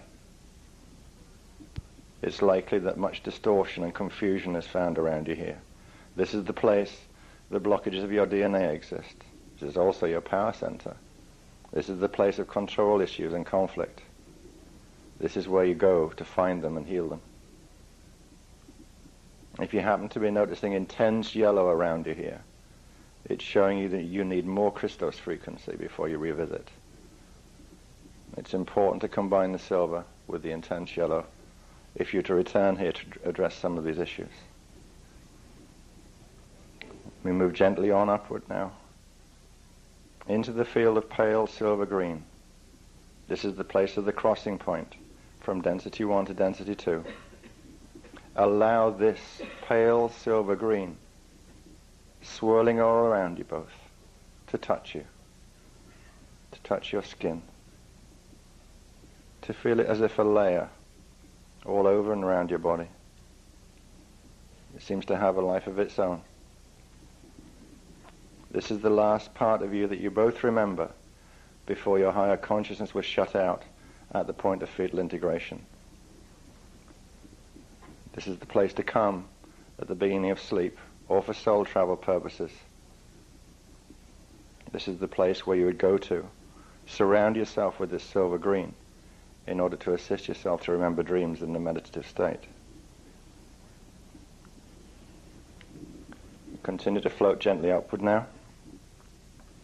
The fifth dimension, the electrical emerald blue, very powerful template which controls the emotions and the connection between the higher and the lower bodies. This is the place of great healing.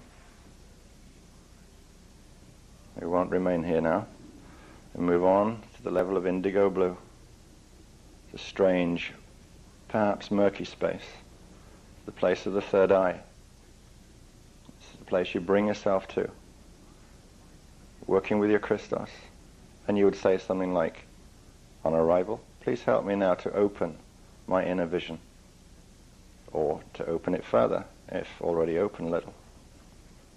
You would come to this particular location to work on that particular chakra with your Christos in future, if you wished.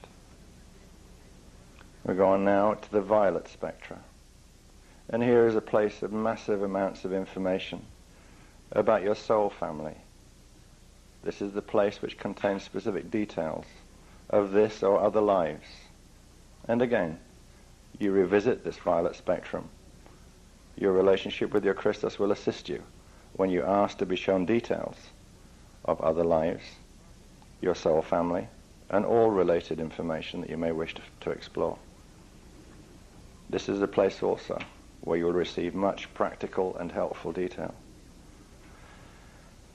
We continue our float upwards to the 8th chakra, the thymus, which radiates effectively all around your head. This is a chakra which has been opening over the course of the last several months for everyone, all of the indigos in any case. It's a gold silver band around the head, holds memories associated with density 3, specifically the 8th dimension. And it's here you would come to investigate or explore, understand aspects of your oversoul and galactic identity and your heritage. You could investigate your own personal history here. You could move backwards and forwards in time from this place in a very effective and useful way, as well as an educational one.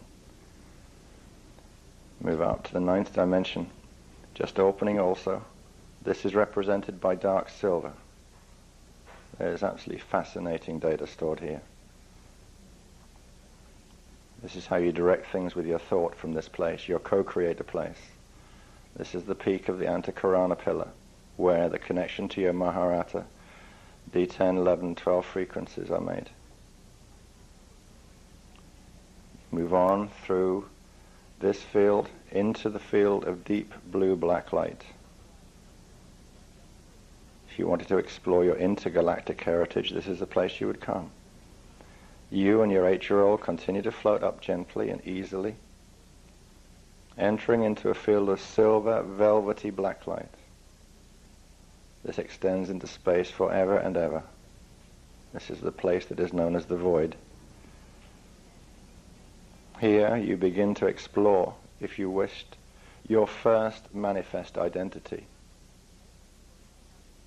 This is the one you came into density originally with, where you came in, whether you came in as an Elohai, Seraphim, Anu Elohim. Any of the founding race patterns will be found in this place. And finally, you're going to make your approach to the Christos template. And at this point, you and your 8-year-old will have a focus about 3 feet above your head at the 14th chakra. And here is where the experience begins to change, because together you experience 2 spiraling vortices of lightweight mercury, or it may feel like sparkling water. Either of the images work perfectly well. You feel this final ascent as a vortex pulling you in. You feel a molecular reaction within your body. You may experience the shock of a watery feeling all around you, above and below the surface of your skin. And here is a place where really you just simply let go and allow this level to draw you ever closer. And the more you do, the more readily you'll move through to what lies beyond this point. Continue to feel this watery feeling whirling around you as both of you make ready to reach D12. Tingly and buzzing, vibration all around you. And you come onto what would appear to be a silver platform or a plateau. At first you don't necessarily see anything, but you're aware that you're standing on something quite firm. And you offer a greeting to your Christos self, regardless of whether anything presents or meets you.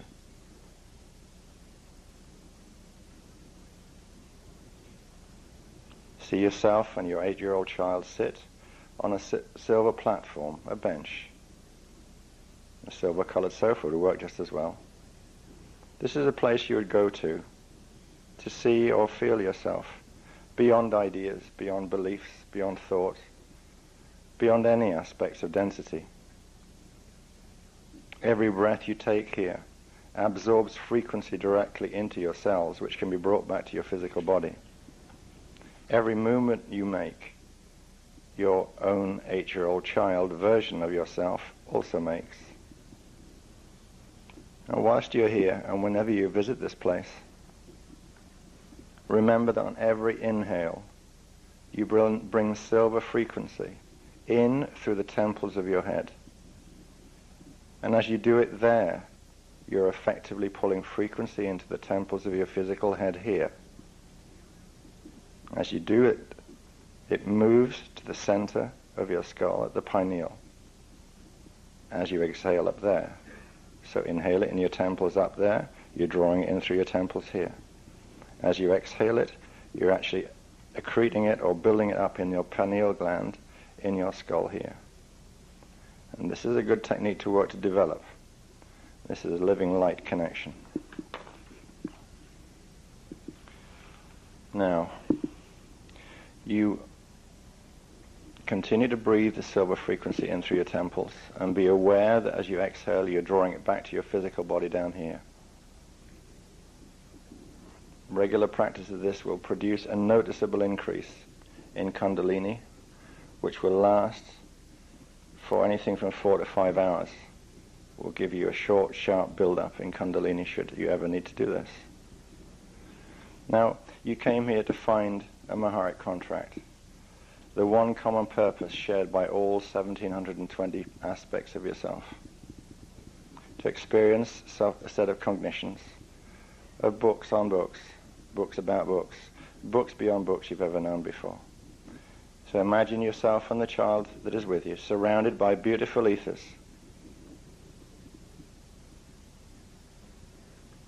And allow your focus to clear.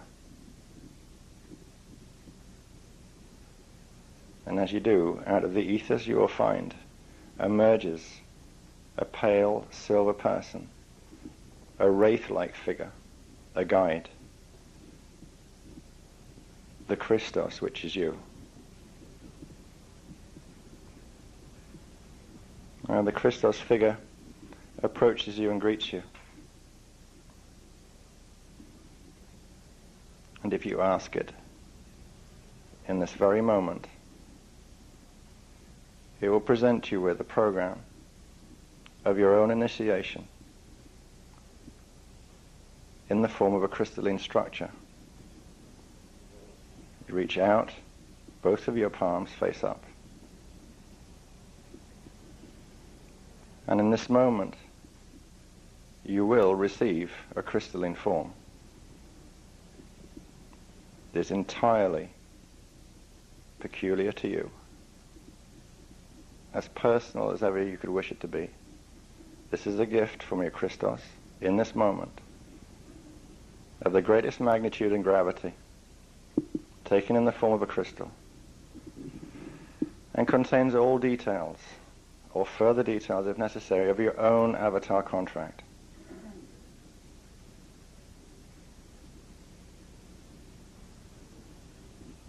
Complete the expression of gratitude for receiving this gift in whatever way you feel is appropriate right now. Bring that crystalline object towards your own heart center. Feel yourself clasping it to your own body there. And if you can, imagine a sort of dual sense of you having that feeling against your heart center here, without necessarily holding any crystalline form here at all at the moment.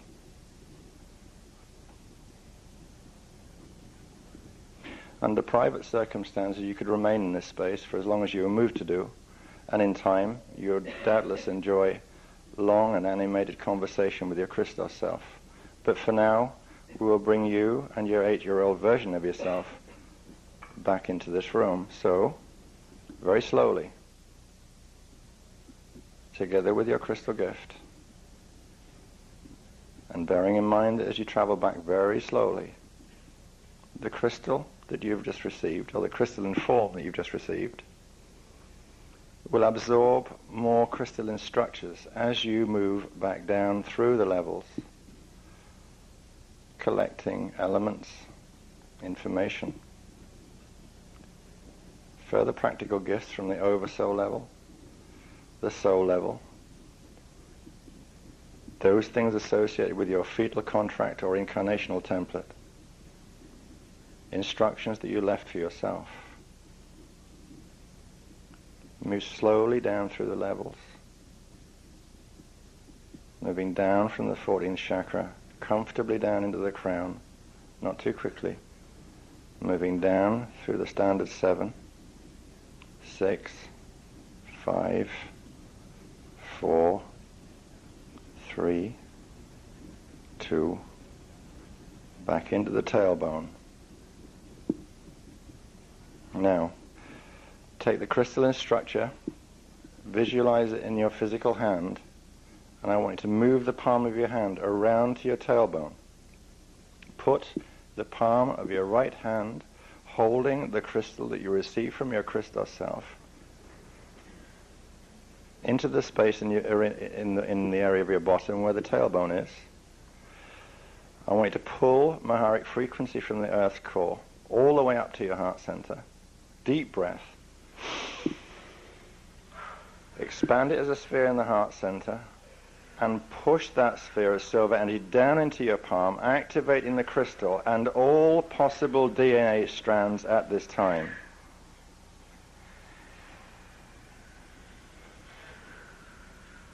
This action will further enable you to access the data that the crystalline structure you have received will be eased, and also in relation to your own DNA activation. What you have received will reflect a particular occasion in which your choice to be at one with God and your choice particularly to find more of your own angelic self will be accelerated and fully realized. Just breathe easily now, with a minute or two for you to reflect on your own personal experience or any impressions of the nature of the information or the contract that you've just received, so that you commit them to memory and so that you can use them to revisit this space in future.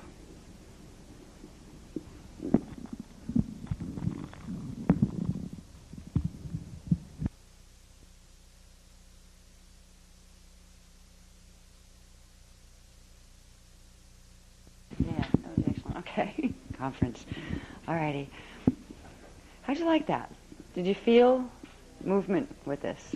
Imagine playing with that for if you had like an afternoon alone in your room, where you just had places to explore. This particular technique is very good for becoming your own teacher, where the different parts of your own consciousness begin to show you things and begin to open things for you, your own Christos self as your guide. We're going to get this put on tape as soon as possible, so they're available. And there's a short version in writing, so we can probably get you that, like tomorrow or whatever. That was one that it's not officially in the Dance Life program, like there will be the set that go with Dance for Life.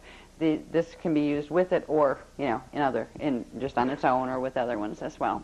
Thing for you. They take your power away and pretend that they have your answers for you.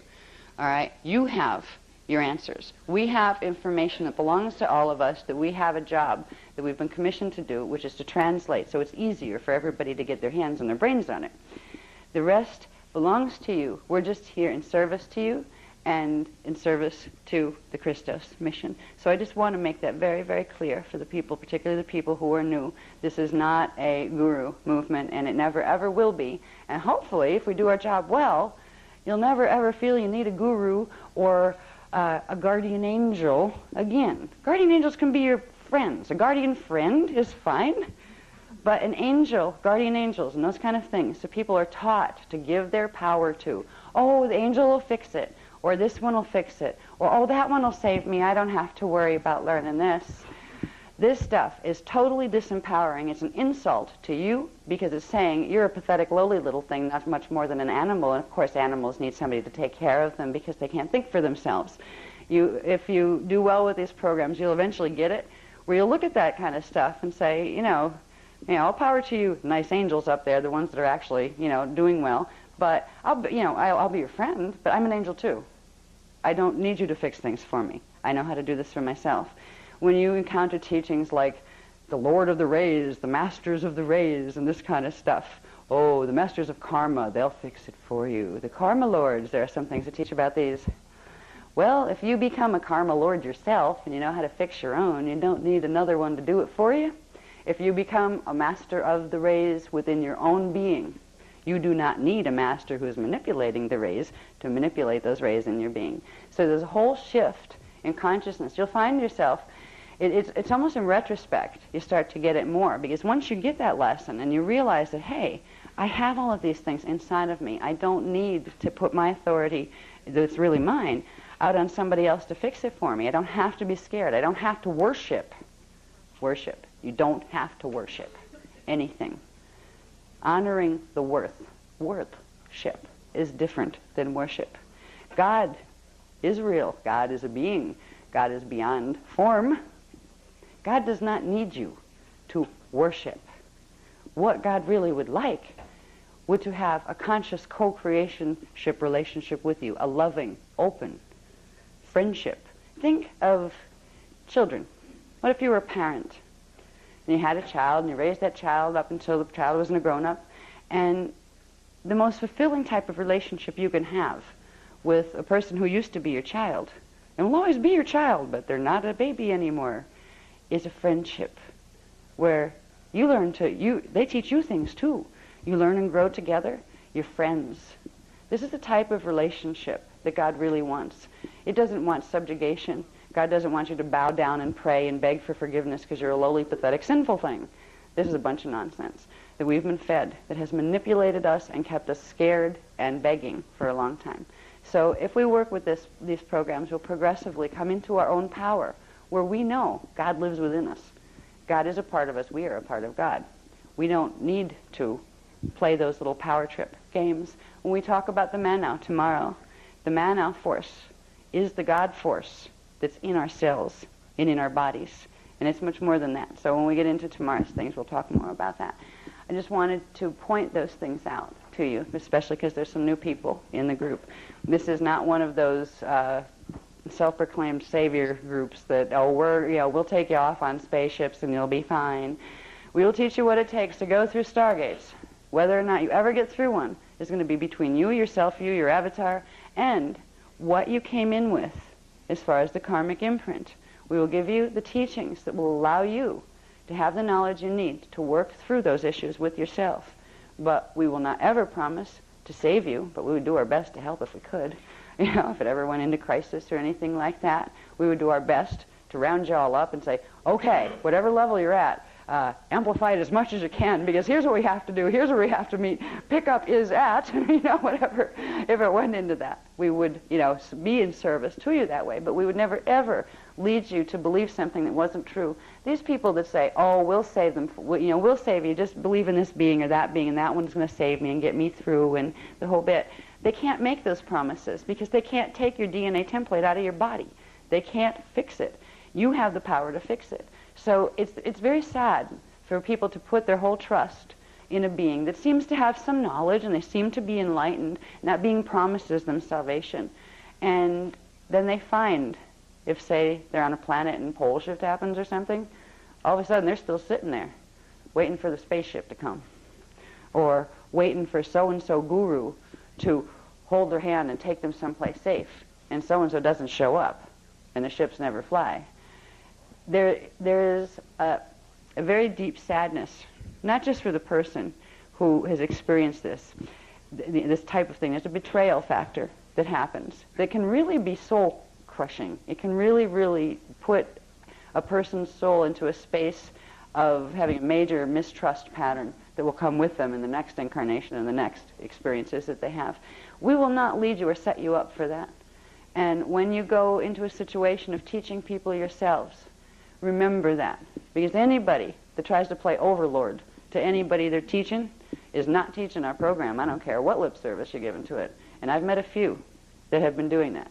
They're actually pulling power plays with people, and they are manipulating very subtly people into a pecking order type of situation where certain people aren't allowed to speak, certain people aren't allowed to do anything if that leader person says they can't. This is not our teachings, even if it's being put under the guise of our teachings. And I just want to make that clear, because you're going to see more and more and more of this, because there are Nephilim at this point that are infiltrating the groups, and they are attempting to play this little subtle power play game. Get the trust, seem like they're, you know, right there with, you know, teaching the teachings, and all of a sudden you'll find that, wait a minute, what am I doing with my power? What are they having me do with my power? I don't remember that in any of the books. You know, you have to watch for this now as you move into the, you know, the times that are coming, because there's more of this happening. And I just wanted to make that statement on behalf of all of us, you know, and all of the regents that are here that already know this, that these are the freedom teachings. And that means there may be a hierarchy of responsibility, who has what jobs in a particular group. It's a cooperative. But there is not a hierarchy of who you're supposed to hand your power over to. You keep it, it's yours. You share it only when you want to, and don't ever let anybody take that privilege away from you, because that's when you start to become a sheep instead of your own shepherd. And we don't breed sheep. We breed shepherds, people who are shepherds of themselves. All right? And people who don't, shepherds, who are sick of being shepherds, don't want sheep either. So you teach other people to be their own shepherds. So I just wanted to share that with you. It's getting late now. We're about, well, I think, yeah, actually we balanced out good. We're about 15 minutes late, and we're 15 minutes over. Okay. Anyway, we'll be back tomorrow morning. Recap really quick. 10 o'clock will be the level 1 and 2 ordinations. 10:30? Is that where you're going to do Amethyst, Emerald and Amethyst Awakening? Okay, and then we will start, you know, program about 11 o'clock.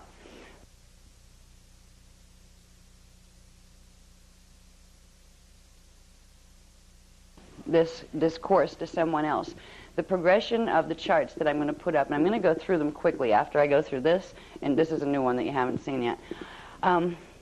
After I go through this, then I'm going to go through them quickly, but just enough so you see how I sequence them if you're going to teach this, like those things in relation to Dance for Life, and also to make the connections between the things that we're going to talk about that I'm going to discuss a little bit here and the things you're already familiar with. You know, you're familiar with chakras and you're familiar with Kathara grids and those kind of things. And you're going to learn through this afternoon what a radial body is and basically what it does. We're going to learn something called the transduction sequence. That's the sequence that primal life force currents pass through to literally through these parts of your anatomy and the planetary anatomy and the galactic anatomy to get down to the point where they pop out into your hologram. All right, so we're going to see a more advanced version of the transduction sequence that was originally introduced in Kathara in very simple terms. So we'll see a bit of that so we understand where the radial body fits in to this process. Then we're going to discuss Vecca codes. Now, it's interesting, we started getting the Vecca codes in September, I believe it was, and it was like, here, use this, right? Okay, what does it do? It does this. How does that work? You'll get it later. Well, we finally are getting the information. In fact, the Calgary workshop was where they started to give us some paperwork on what the Veccas do. And that's when we learned about the fact that we have a radial body, which was nice to know, because the Vecca codes work directly with the different levels of the radial body. And the radial body is your manifestation machine. This is the part of you that of your consciousness that connects to the universe in all the different levels, that connects right down into your cells, into the nucleus of your cells. And the reason people on this planet for many thousands of years have lost their direct ability for direct manifestation, where you can think a thought and make it go and it pops out in reality, we used to be able to do that. The human race had that as a natural attribute. We were created in the image of our Creator, and our Creator was consciousness, is consciousness, and we are consciousness, and we were given the same thing as our Creator has, which is the free will ability to create. And this creation process, how we create our hologram, is the same process by which Source creates the hologram, the larger hologram of the cosmos. So we're going to begin to learn what the basic process is here in creating our hologram and what has gone wrong. Because obviously, if it was that easy, none of us would be doing what we're doing probably. We'd all have our own little islands or little countries, beautiful little planets all to ourselves probably, you know. We'd have the planet of the cat people that like cats and the planets of the dog people that like dogs, and they'd visit each other sometimes, and then plant people, you know.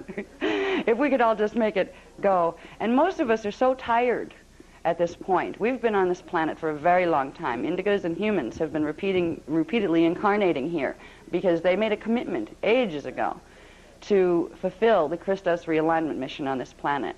And it's taken a lot longer than any of us expected when we raised our hand for that job, right? But a commitment is a commitment. And the human beings were, to begin with, before they entered densities, they were ascended masters, and they came in as a team to help. Indigos are also.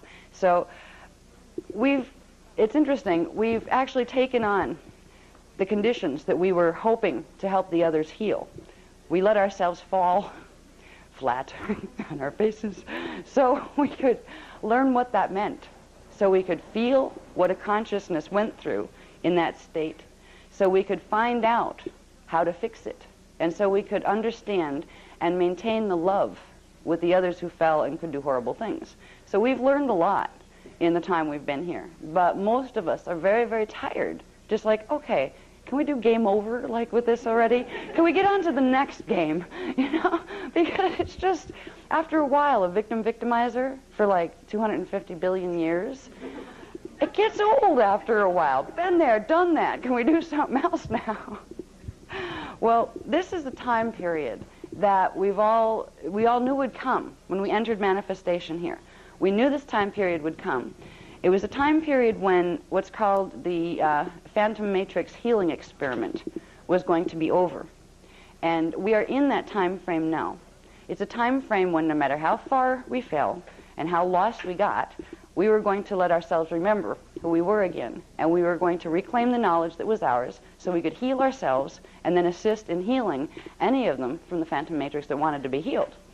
This is why the teachings are being brought back now in this time frame. This is why the Christos Founders races and the Janus Ascended Masters are bringing back the high teachings, the real high-level teachings. The teachings that have been on this planet for the last, especially since 9558 BC, have been 99% Ruby Order teachings, which are Anunnaki teachings. They teach a very limited system because they can't access past D11.5. To them, that's the end of their universe. And it's a reverse matrix universe. They don't teach you that part of it.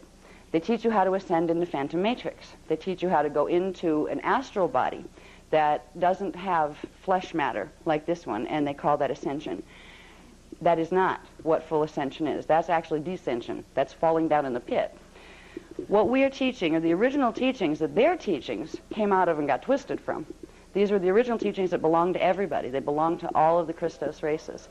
And I'm at this point, with the information that's coming through now, there's an excitement, because each level there's always an excitement, like, ooh, I remember that from way back when. This is important. This is the next step in getting our power and our memory and our beingness back.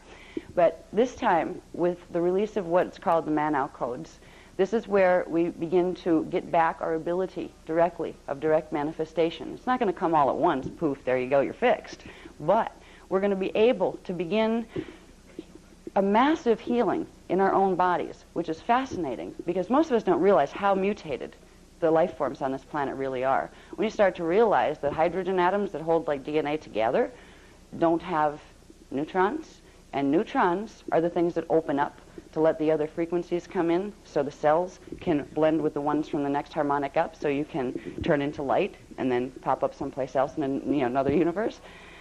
We are literally mutated on this planet down to the elemental level, to the core level. Atoms aren't shaped the way they're supposed to be shaped. The numbers of electrons and protons in atoms of all sorts of different substances are not what they naturally would be. This planet is running right now on a reverse base 4. That's 4 subfrequency bands in only 3 dimensions. All right, that's the only frequency that's running here. There's a chart that I'll show you as we move along. This is the one I spent 4 or 5 hours on last night, but it was so important just so you could see it because it makes a lot more sense when you can see it visually. You can see what was shut off. There's a diagram that's going to be in, by sometime tomorrow, probably before you leave, you will have a chart pack that has these new graphs in it. But this diagram shows an atom, and it shows the natural fields. And literally, analyzes them, shows you which ones are coming from which currents that we're going to talk about, what dimensional frequency they carry, and how they're supposed to be around. Every atom of every substance is supposed to carry these life force energies. And there's a chart that will show you that the 99% of them are like shut off. They're just literally blocked and can't flow into the body systems. That's why we don't remember who we are. That's why our bodies die instead of ascend. So when we start to see really what has been done here, it would be scary if we just got to see what was done, if we weren't given at the same time the solutions. What's wonderful is the solution is not as difficult as it is to understand what the problem was. That's the hard part, identifying what the heck is wrong down here. Now that we're learning how to do that, the solutions are simple. We can use what are called the geomancies, which are the mathematical programs that the templates, the blueprints of matter run on. If we reset the natural templates, it will progressively heal whatever is distorted in them from the lower dimensional fields. That's the whole principle of DNA bioregenesis. You're regenerating the original template well, if we start with our bodies, and that's what's happening with the planet. That's what Christos realignment is. Your Christos is your D12 pre-matter divine blueprint. What your whole being decided when it was going to come in to densities. It had its life plans for all 1,728 of you that were coming in at the same time in different time frames, because all of you have 1,728 cells right now manifest in the densities. You can't get in without doing that. You have to break yourself down and fragment yourself into little packages in order to fit in the smaller dimensional fields, in order to have a linear time progression experience in space-time. So part of what we're going to do is bring back the rest of our cells. We're going to start to become more aware of ourselves as we begin to heal. Now the healing process begins with these. With the dance of the dance programs, let's say, the dance of programs, I'll call them, because we have the dance of life, the dance of love, the dance of freedom, and the dance of joy. Those 4. They all will have the similar structure. They'll have 12 of this, 12 of that, and 12 of something else. In this one, we get the 12 lessons of mastery, And we're going to either, at the end of today, probably go into the 12 attitudes of mastery, which is something that's worth talking about because attitude is everything when you're trying to work with spirit. And tomorrow we're going to get into the 12 actions. Now the 12 actions are going to be like a 12-step program, you know, of things you can do with yourself and for yourself, some on a daily basis, some on a weekly basis, some on a monthly basis, that will assist you in your process and that will allow you to keep the activation levels that you're getting, allow you to keep them regardless of what's floating around in the ethers out here in 3D as far as frequency fences, and it will also allow you to progressively move forward. And then each of these courses is meant to do that. So we'll start here with the 12 lessons of mastery. Now these are the things that if you were going to have somebody, you know, a little group come over to your house and you're going to teach them, or if you're going to do a big workshop and you're going to teach them, you would start. There's not a lot of paperwork yet, and there will be more. It always expands, it accretes. But you would start with basically introducing the whole paradigm. If they came in, they never saw Kathara, they never saw any of this stuff, they're just a little curious, gee, what's this about? You don't have to get into fallen angelics and, you know, United Resistance War Edicts and things like that. You would start with simply the primal life force field. Now, when we originally began teaching this, when we were learning structure, we started with Partakai, Partake, and Partakam, the basic units of consciousness that build together to form chelons, that form Partakai grids, that build up and form the rest of our structure, our 15-dimensional anatomy, and the universe is 15-dimensional anatomy. Right now, excuse me, we're going to introduce the primal forces. All right? We're going to introduce first, as opposed to just introducing primal structure and primal substance. Before the substance, before the structure, there is the force, or the will, or the intention. The intention of Source, the will of Source, is the force. You have God Source, which is God. You have God Force, which is God willing intention into creation. So when we're talking about the forces, we are talking about living, breathing in their own way, portions of God's consciousness that are literally the foundation, like a blanket of frequency, that allows the rest of structure and substance and structure to be built up. It goes back to, if we think about what we know about Partakai, Partake, and Partakam, those little tiny units, the first building blocks of manifestation that are little tiny scalar standing waves. Well, to make those waves happen, there's a force. If you go back to right before, what happened before there was a Partakai, a Partake, and a Partakam, there was an intention. There was a desire. You could say that there was a void that needed to be filled. A void, a desire to create. Source had a desire to create. In this creation, the first Partakai, Partake, and Partakam were formed. They were, let's say, points of attention within the infinite field of consciousness that is Source. Now, where is this field? Nowhere. Everywhere. There's a concept of something called the no thing, that is everything. Before a thing, before even a Partakai, a Partake, or a Partakam, there is the consciousness of Source. This is a level of experiential reality that you cannot translate into any kind of linear language. It is a touchy-feely one. You have to go there and feel it to know what it means. That's what Ascension's about. Being able to take, get yourself into density where you came out of there in the first place, but then be able to bring yourself back out and remember the whole trip, where you can feel that progressively. So when we're talking about the forces of consciousness, of God consciousness, that bring the entire hologram of manifestation into being, we're talking about not just playing with energy, not just looking at structures of energy or currents of energy that are there for us to learn how to use again. We are talking about beings of energy that take on the form of the structures we use to create our hologram.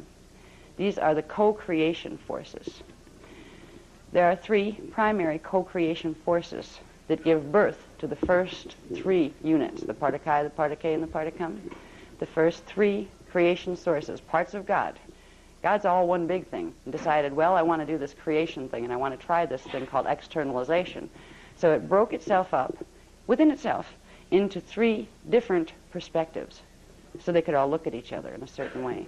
Those 3 different perspectives are forces of consciousness. They're eternal. They are always there. And if they weren't there, the hologram would collapse and turn into nothing. These forces represent the divine trinity. The first trinity is the trinity of intention. There is the desire to create, the void of a creation. In the beginning was the void, and then the void became filled. And it was first filled with sound, and from the light and the void, from the sound and the void came the light. Now, before we got void, sound, and light, we had the intentions to have those 3 things to set creation in motion. The intentions are the being part. The intentions are the raw, pure consciousness of Source that eternally mans those posts, that eternally puts itself into this form, these forms, to be the directing consciousness. When we create anything down here, even if we're creating in our hologram, we're creating subconsciously and unconsciously and creating messes, we're still using the same forces. See, the forces were given to us as a gift. God gave a part of itself to us, and to the parts of itself it would send into creation. Those forces were intended to be used within the Christos blueprint, which means in cooperation with the original intention of God. That's what being in the Christos light is about. It's saying, okay, I'm not going to go, take the creation stuff and go, do my own thing, even if God doesn't like it, or even if it's going to harm the universe, I don't care. That's what the fallen angelics have done. When creation was given to us, the ability to experience ourselves, now we are one being. We are all God, everything that's a manifestation. You put it all together, and it's God. And there's more to it than that, too. But we were given the gift, because God wanted to give itself the gift of experiencing what it meant to look at itself, to get outside of itself and be able to turn around and look at itself. That's what this is about. We're learning what that means. God is learning through us and experiencing through us. He was supposed to be a co-creative endeavor, which means cooperation. We weren't supposed to compete. There wasn't supposed to be heavy competition with the will of God versus the will of the other pieces of God that are in creation. There were certain games of understanding that got out of hand, like the victim-victimizer game. When we're dealing with these primal forces, the primal forces of God consciousness, these are parts of God that live inside of you once you open them back up in your bodies. These are portions of God consciousness that are you in the places where you never left at one-ment. The parts of you that are not in manifestation are always there with you eternally. And a lot of times when we first learn structure and those kind of things about, okay, what's our 15-dimensional anatomy? What is the structure through which we're connected to Source? It still seems like Source is up there, out there, through there somewhere, wherever that is, right? It's closer than when you have to go to like a priest or somebody and they say, oh, well, I'll pass the word on because you're so hopeless you can't even talk to God.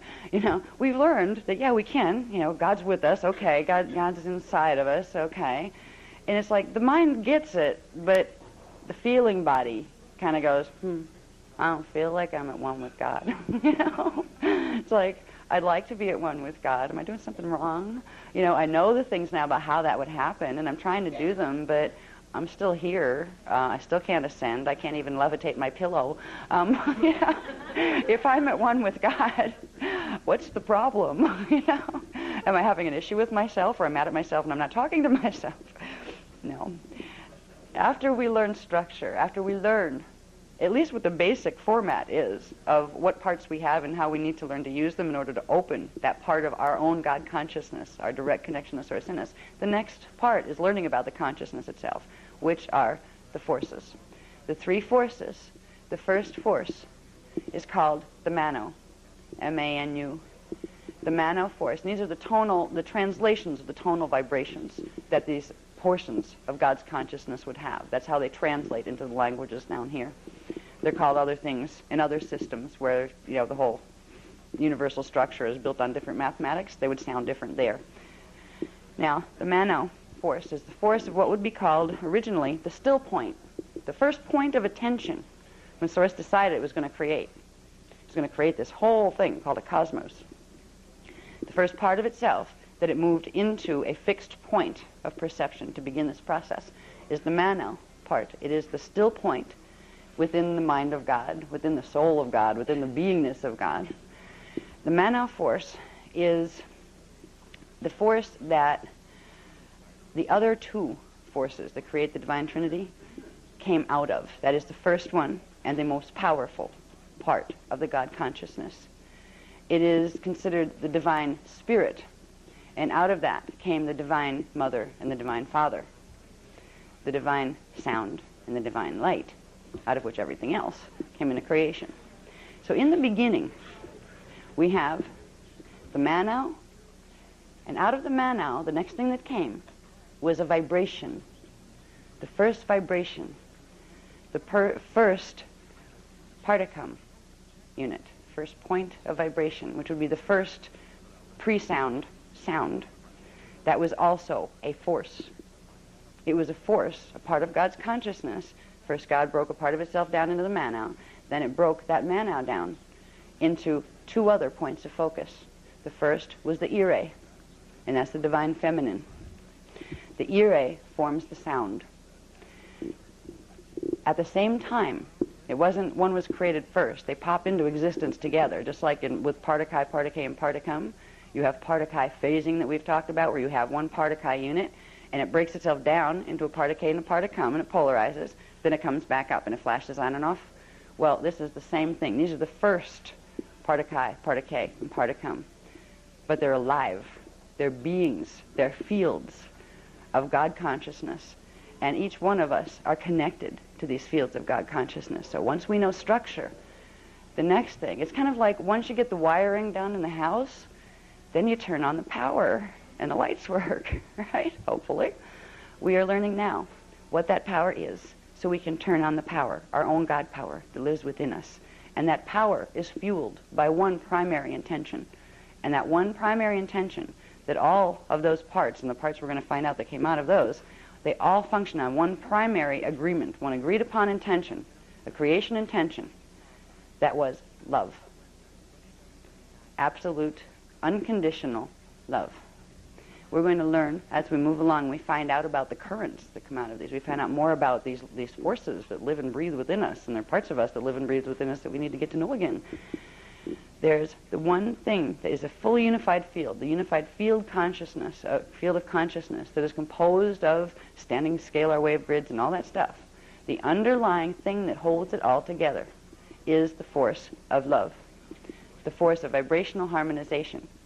Now, interestingly, in the creation front, when the Mano creates the Ire, which becomes the Eros when it comes down lower, which is interestingly associated with the word love, the Ire is the magnetic pull force. It is the current that, if you go into manifestation, that's how you spiral back out. It's the coming back out current. At the same time that the Ire was created, there is its counterpart and its opposite, the Mane. The Mane is the projection outward force. And they are not just forces doing stuff with energy, they're intentions. The Ire wanting to draw together and hold together, while the Mane wanting to go out, having the intention, the desire, the thrust to move outward, to express itself outward, while the other has its desire to express itself inward. And they create together a balance within the Mano force, a balance of push and pull, a balance that if they were perfectly still, everything, nothing, we wouldn't have creation. Creation requires movement of intention within the original intention of the Mano, of the point of focus that God used to create the rest of what we're living right now. So we have the Mano, the Ire, and the Mane. When you put these three things together, they each have a silent sound that if you bring the silent sound out, the Mano has the sound called ek. It doesn't have a K hard sound on it yet. It's ek. It's kind of like the sound electricity makes. When there's a little buzz that electricity makes, it has almost like a ek, ek, ek, ek, ek, almost like a Morse code kind of thing. Well, the first vibration sound of the Mano force is the ek sound. The first sound of, and this is actually the ka sound, does not go with the Ire, even though the Ire was created that when they were created, the ear A stayed closer into the Manau, while the other projected, the Man A project out further. But when we put these sound tones together, we come up with the ek for the Manau, the ka goes with the Man A, because what happens is you have the Manau, it creates the ear A, and then between the two, the Man A forms. So you have the void, the sound, and between the two comes the light. So when the sound tones are used together, you get ek for Manau, you get ka for Man A, and the sha for the ear A. You get akasha. That's what the word akasha means. It's referring to, it's calling upon those sounds. The sounds become very important. As we move through the program that we have today, we're going to learn some interesting things about sounds, and you can tell a lot by words sometimes. We're going to see some very interesting things that are names. They're names that were assigned to, let's say, certain beings, especially in the New Age movement, like the things that are contacting people nowadays. You can start to get an idea of what they're actually playing with, by what frequencies they're messing with. One of the nice things that we're going to learn today is about the 15 rays and the 12 domains. This is the universal structure.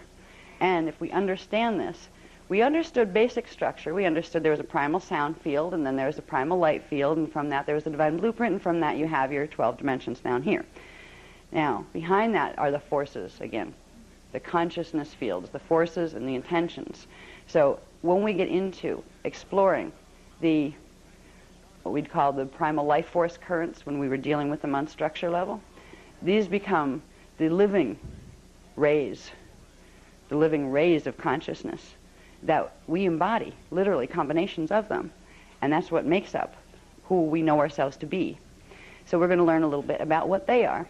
So when you teach these things, I'm going to go through these quick, and then I'm going to go back and just flip through the graphs really quick that you've seen before in your Kathara manual or your Templar manual. So you will see how to use these in relation to this discussion when you're trying to connect the forces to the substance and the order that you've gotten before when you're trying to teach somebody. Okay, so we have the Manau, the Ire, the Mane, which is the Akasha. So the Akasha is really, you could look at it as the God seed, but there's actually the seed is the Ire, and the spark is the Mane. So what would you call the whole thing together? Really the closest term, other than using its real sound translation, which is Akasha, you would simply refer to it or look at it as the Godhead. That is the head of the whole thing, the first point of primal creation. It is, some people call it the cave of creation, but that misses a lot. That misses a lot of the fact that this is where a big portion of God's thoughts are focused right now. This is all about thought, because what set this whole thing in motion, this whole unit, this whole cosmic structure, was simply an intention in the mind of God, a desire in the heart of God. The heart of God wasn't a big red thing made of flesh. It was a feeling that had a desire to create. The mind of God wasn't something that had to be sitting in a brain to be functional. It was a knowing that it could create. We're going to begin to feel these realities in our body when we work with the technologies that we're being given now. The Manau codes are the codes of the radial bodies. We'll talk about the radial bodies in a little while. But what the radial bodies do is they open up or close, if they're not working right, these primal force currents. They either close them out of the body or open them up into the body. When you have your radial body working naturally, when your atoms are working naturally, you walk around in a body, in a hologram, and you know there is no difference between you and God. It is a feeling, a knowing. There's no difference. It's like saying, well, that's my thumb, and that lives over there, and that's not a part of me. There's no difference when you get into these spaces of feeling it. And when you feel that, you begin to realize, you look at everybody different and everything. You not only intellectually understand that we're all part of one, and struggle to try to remember that when people are really pushing your buttons and really getting on your nerves and you want to bite somebody. It's a feeling that comes as that knowing comes from the mental body, the D3, strand 3, third chakra, moves down into strand 2, into the emotional body, into the elemental body, where the elements, the little elementals, like the little tiny two-dimensional fairies and things that fly around, that some of them live in your body, they start to get the message too. And then it goes down into your D1 strand, your base chakra. You start to feel it and live it and be it. This is what the steps we're taking now in the program are about: awakening the forces, awakening the Mano, awakening the Ire, and awakening the Mane. Now the way to awaken the three of them is to use the one that has both of them within it. So the Manao force is the one out of which the other two came and which they actually reside within. If you look at the Manao as the void, say a vacuum, within which creation was going to occur, and in the void a vibration was set, a word. There was a void. And then God spoke within the void. In the beginning was the word, which was a vibration. And from the word of God, the light came forth. And from the light came all of the creation of heavens. Now, we're going to get into the 7 higher and 7 lower heavens briefly also, so you see these structures and where they fit. But if we can think of, when we think of the term Manao, there's 2 things that will help us understand it. One is think of a void space. Like we talk about that void space between the harmonic universes. This is where the Manao is stationed. Right? We have it in our atoms as well. If you think of the Manao in terms of a word you've learned through Kathara, which is Partakai, the antimatter unit that the other 2 come out of. You could look at the Manao force as the first and eternal Partakai unit. In energy terms, that's what it is, but it's actually the thought before the Partakai. It's the thought before the Partakai turned into a vibration. It's the thought of being a Partakai and setting it all in motion.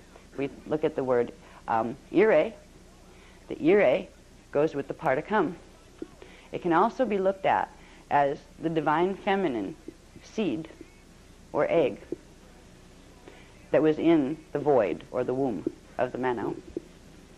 And by the combination of the 2 of them and the intention to express outward that the Mane intention symbolizes, the Mane would be viewed as the Partakai, it would be viewed as the divine masculine, and it would be the divine spark, or the sperm that fertilized the egg. It's the light that actually was birthed through the combination of the sound, or the vibration, and the void. These all connect to all of the Trinity things that we've learned of how things go in 3 sets of dimensions, and all of this. All of this was set by this original, the original Akasha, the original God force intention, the original will of God made manifest. And what's nice to know is it's not something that was done way long ago and it's gone now, and it's just in fond memory. It's there with us. It's the reason we breathe. What they're also referred to as the pause breath, still point, the in-breath, Ire, and the out-breath, Mane. The in-breath, the out-breath, and the pause breath of God. These are the primal circulatory system of consciousness that moves through us all the time. This is what our heart rhythms are set from. This is what our breathing rhythms are set from. These are the forces that make those things go. So they're not far away at all. Now, okay, so when you begin teaching this, we would start here instead of trying to figure out where to start with your Kathara manual. It's like, well, I could teach them about, do I just follow that structure? What do I do first? Start with the consciousness forces. Before, we didn't have the ability to use the Vecca codes because certain things had to be activated in the planetary grids before you could use them. They are progressively activating now. That's why this information is being given to us. Because now, when we use these mathematical codings, these things that look like symbols, pretty symbols to play with, when we use them, they will actually make the changes they're supposed to now because the planetary grids have them activated in them. And we help to activate them more in the planetary grids when we use them. Now, if we get through the basic 3, the basic trinity, the Manao, the Ire, and the Mane, the Akasha, all right? You'll have a copy of this thing. It's just explaining about the in-breath and the out-breath of God, the things I just spoke about. And you can, for the training things, when you're doing the training ones, you can use this, like if you have a video or an audio of this workshop, you can use it if you want to. But you don't have to. You can just use like the basic outlines and remember what you were taught and feel it out for yourself and try to explain it, you know, in your own terms. But the basic trinity, the primal life force field. This is the force, the will of intention. And this is how these three intentions came together in the mind of God to create the whole structure. And of course, once you got that, the intention and the consciousness behind anything that was created, then you would go into primal substance and primal order. But you don't have to do it in as heavy technical terms. And if they want heavy technical, tell them to buy Cathara manual. They can read it there if they want to find out more about, like, you know, really Partakai phasing and flashline sequences and some of the more complicated stuff. You can tell them a little bit about it, but you can do it easily, you know, more easily by just giving them bits of how those pieces fit together, but focusing on the consciousness, the force, because this is what people miss the most. We need to know the structure if we're going to learn how to wake the force up. But what people go into spiritual development for, why people get spiritual, is because they feel a part of themselves missing. People that feel completely whole don't need to get spiritual. They already are. They don't worry about it. They don't go after it. They just feel it. Whatever their capacity is, they're there. They don't really care because they feel it. When you get on a spiritual path, you're there because there's a void. You're feeling a void, a desire for something that isn't there. And that's what motivates you. So anyway, as we go on, we'll go take them into, from the primal life force fields to emanations of the Akasha. Now, the emanations, okay, the things that emanate outward from the Akasha. And of course, the Akasha being the Manau, the Ire, and the Mane. Right? Emanations of the Akasha. Here we go, this looks familiar. Partakai, Partakay, and Partakam. And then you simply would, can we put that one up real quick? I'm probably going to whip through these really fast just to show them, like, yeah, the sequence. All right, I'm going to put this one back up. You'll be fine. I just tend to talk forever. Yeah, I'll put this. Yeah, I might refer back to this one, so let's keep that. Okay, you keep it there. So you would simply go into, yeah, I need to look at this one actually while we're doing this, because I want to connect the two. Okay. Yeah, there's something, wait, I can look at, yeah, that works. Thank you. Yeah, backwards doesn't work. Alrighty. So you'd show them this particular one, and if time holds out for me and I don't collapse first, we should have this sequence, like the sequence of the paperwork that I'm going to go through today and the stuff that I'm going to have to do tonight to have it for tomorrow.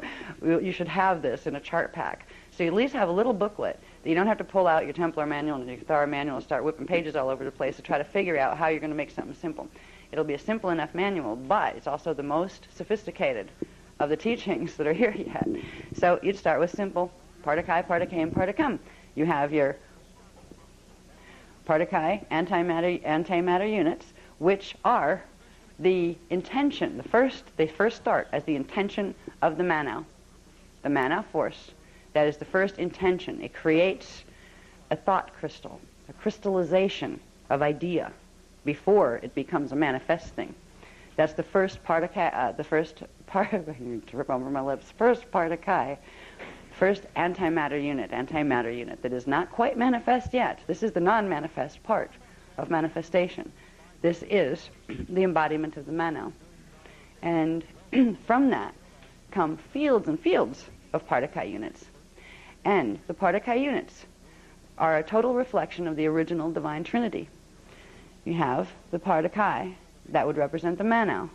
And within the Partakai are created the Partakam, which would be the equivalent of the Ire, and the Partakay, which would be the equivalent of the Mane. So these are the forces of consciousness. This is the dynamic of interaction, let's say thought interaction, that is taking place between the Mane, the Ire, and the Manau. So simply make the connection for them that, okay, we talked about Manau, Ire, and Mane. You can word that another way. You can put that Partakay, Partakai, Partakam. And what these things are, these are the first. The Partakai unit, being the Manau unit, is the part that stays non-manifest. These things become like little light bulbs. And the light bulb analogy is a wonderful way to get a very difficult concept across pretty easy to people who really don't want to know physics. You know, I mean, there are some people that really don't want to know. And we'll get into light bulbs, how if you can help them think of consciousness, the Manau, the Manau, Manae, and Ire, as taking on a form that resembles light bulbs. All right? The first would be a thought of a light bulb, and the light bulb's not turned on. But then there would be little light bulbs created when it's almost like thoughts, like neurons firing in the brain. Okay? When the Manau decides to create, it perpetually repeats its original intention, the original intention of God that it had, which was to create. And one part of it wanted to create outward, and the other wanted to pull that back. That divine trinity continually recreates itself. That creation takes place in the form of Partha Kai, Partha Ke, and Partha Kam, which are tiny little units of consciousness made out of the forces, the Manau, the Manae, and the Ire. All right? That's what these things are made out of. We called them before units of consciousness. Well, this is whose consciousness they're units of. All right? These are the beingness behind the structure of the manifestation. And as we explained in the earlier teachings, that these form little fixed points of light and sound. First, it's a vibration. When it's in its vibration state, it's actually in the antimatter state. That would be the first. If you compare that to the Manau, which is not even quite yet a vibration, it's the thought of a vibration. And then the female would be the first vibration, the sound. You can still compare the Partha Kai antimatter to the Manau force and consider it as the thought of vibration. And from that thought of vibration, there comes vibration and oscillation. There comes a standing scalar wave point, a simple little light bulb. A light bulb of consciousness that turns off and goes back into its Manau state. And when it flashes on, it actually becomes two light bulbs that sit next to each other. And they flash off and on. This is how you can get the concept of Partha Kai, Partha Ke, and Partha Kam across to people. It helps to connect these things, because if they can understand these basic building blocks, the basic units of consciousness that form the structures will make more sense. If you try to teach the structures, you have chakras, and you have auric fields, and you have these things, it's like, okay, there's something missing. What are they made out of? Right? Well, they're made out of consciousness. Okay. What kind of consciousness? Whose consciousness? Where'd that come from? This is a way to try to connect right back from where the no thing is, other than the desire and the intention, in the Manau, the Manae, and the Ire, right down into the structure, where you can learn enough about your structure to remember how to use yourself, your parts, so you can get your direct life force back into your bodies. All right, so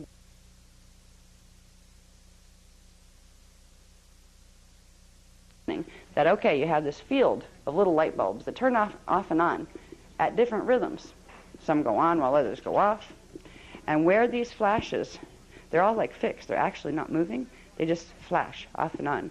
But what it appears as, because of the sequences and the syncopation of what ones flash when, it actually creates the illusion of movement. When consciousness takes on the form of this grid of light bulbs and begins this little dance of life, where it begins to flash off and on in the sequences that are set by the mathematical programs of the Manau, the Manae, and the Ire, it begins to experience the dance, even though everything is really standing still. We'll talk about terms of spiraling currents, but what's really spiraling is the consciousness. All right? Now, we can use the terms spiraling. We don't have to get, especially if you're trying to teach it to new people, or like people that haven't had any exposure to it. If you get into the concept, well, you have these flowing and spiraling currents, aka that means movement, right? Well, the only movement is this, pulsing, flashing off and on, like the heartbeat of God. It gets a little confusing. Well, I thought the current was supposed to flow, but if it's not moving, how does it flow? Right? It flashes on and off. Picture frozen water going into your body instead of, right? There's a difference. Now, it's worth, if you really want to teach the dance of life, if you really want to teach it where you're going to go into workshops and you're going to have people there, they're going to say, oh yeah, how's that work? You know what I mean? Like people that haven't read anything, that are just curious about what this might be, they're going to throw all sorts of stuff at you. They're going to, questions, you're going to be like, uh-oh.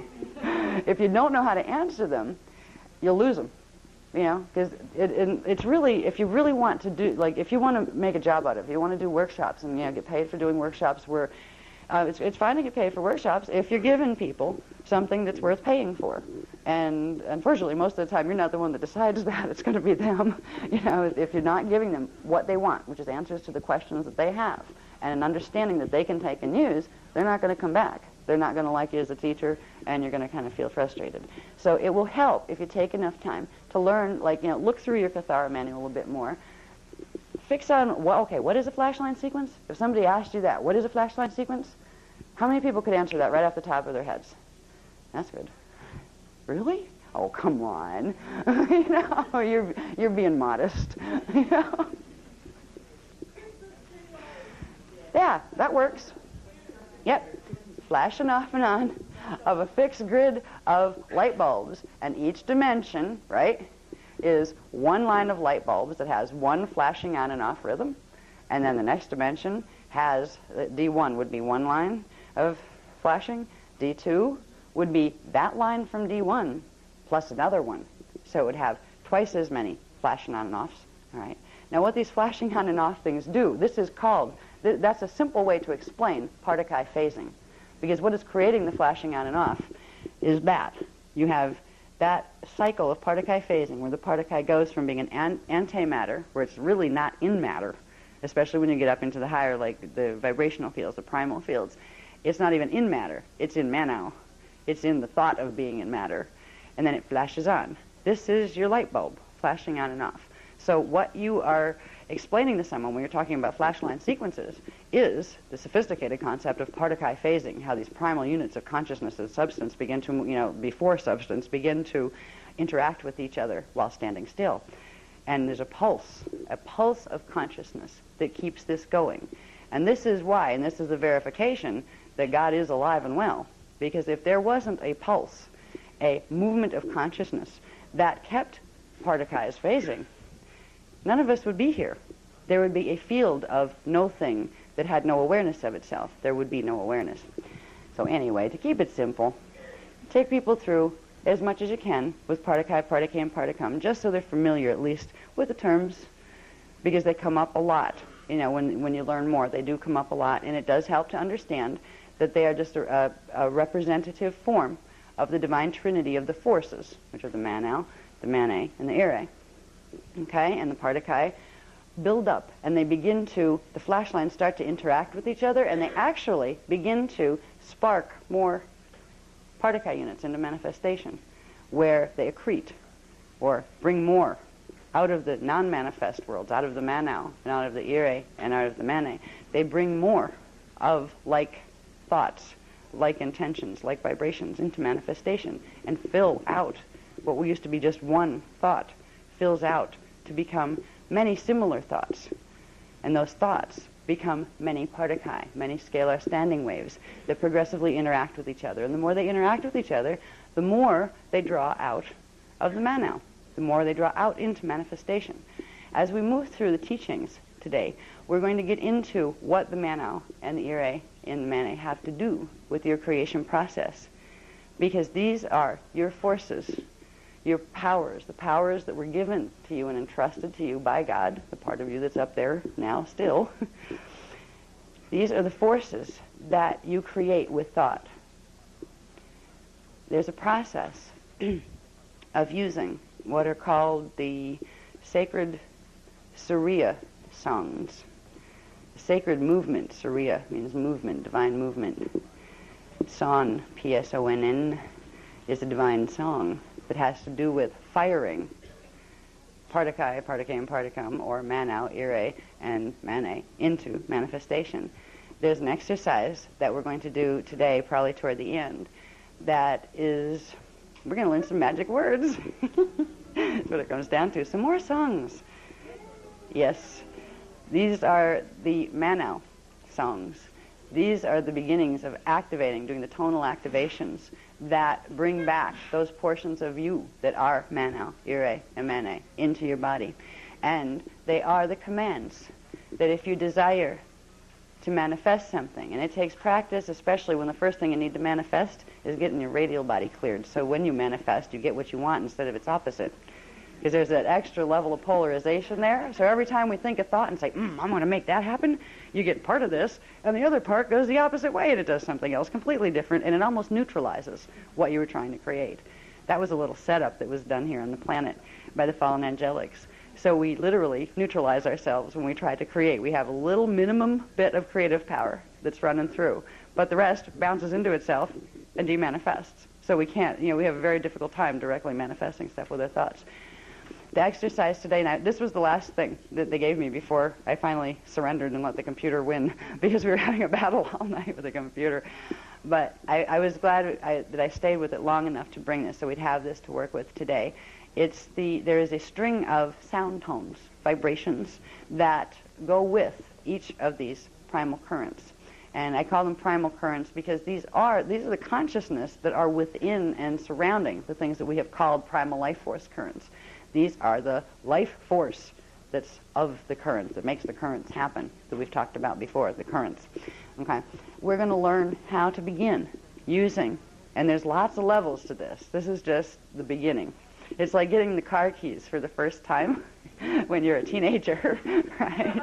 Oh boy, they're going to let me drive the car, I studied enough, and they know, well, I passed my driver's test, but I got it. I'm going to be able to take it, and they're not going to be with me, and nobody's going to be watching. I can drive the car. This is like one of those kind of things, where it's the beginning. It's like kind of saying, yes, you can drive the car for 2 hours. Be back, and if you haven't crashed into anything, you might be able to go again. These are the beginning exercises. If we were given sophisticated ones, it would be so sophisticated we couldn't even make the sounds yet. There are sounds we will learn how to make. The more we work with these sounds and begin to integrate and wake these up inside of us, more sounds will come. We'll start to hear the silent symphony that's taking place around us, and we'll start to feel it as well. But by the time we get to this exercise, we'll know what a radial body is, we'll understand what it is that we're doing, and then we'll get to start to have some fun. And what's going to be really funny is I'm supposed to teach this to you, and I just got them down on paper too. So it's going to be one of those where you put them up there and go, ah, hey, ho, no, that's a small A. Okay. So we'll learn these together. And what's interesting, the power comes when they are memorized. And there's a very specific sequence to using them. One is for embedding the thought you want to manifest into the man-now. The man-now is a part of God that has given itself to you and says, I will co-create with you whatever you put in me. Yes, this is why things like fallen angelics and phantom matrices and those kind of nasty things can happen, because it was given in complete and utter love and allowance. This is why the man-now force can be abused. God allows that, because the man-now force was created of pure, unconditional love, and it gave the gift of free will and the gift of free will choice. So the fullness of the man-now can never be harmed or abused. But the parts of it that run through the lower dimensional fields can be twisted, and it can be used in ways that create harm instead of good. There were ancient mystical schools that were built on, in fact, I think some of them were satanic. They were built on using the man-now in reverse to make stuff happen and to force one's will on other things. And as long as you could hold more man-now power, you could override and take advantage of someone else. This is an abuse of the man-now power. And eventually that comes back to you with a vengeance. I think it's about 3.5 times. Whatever you put into it, you'll get back.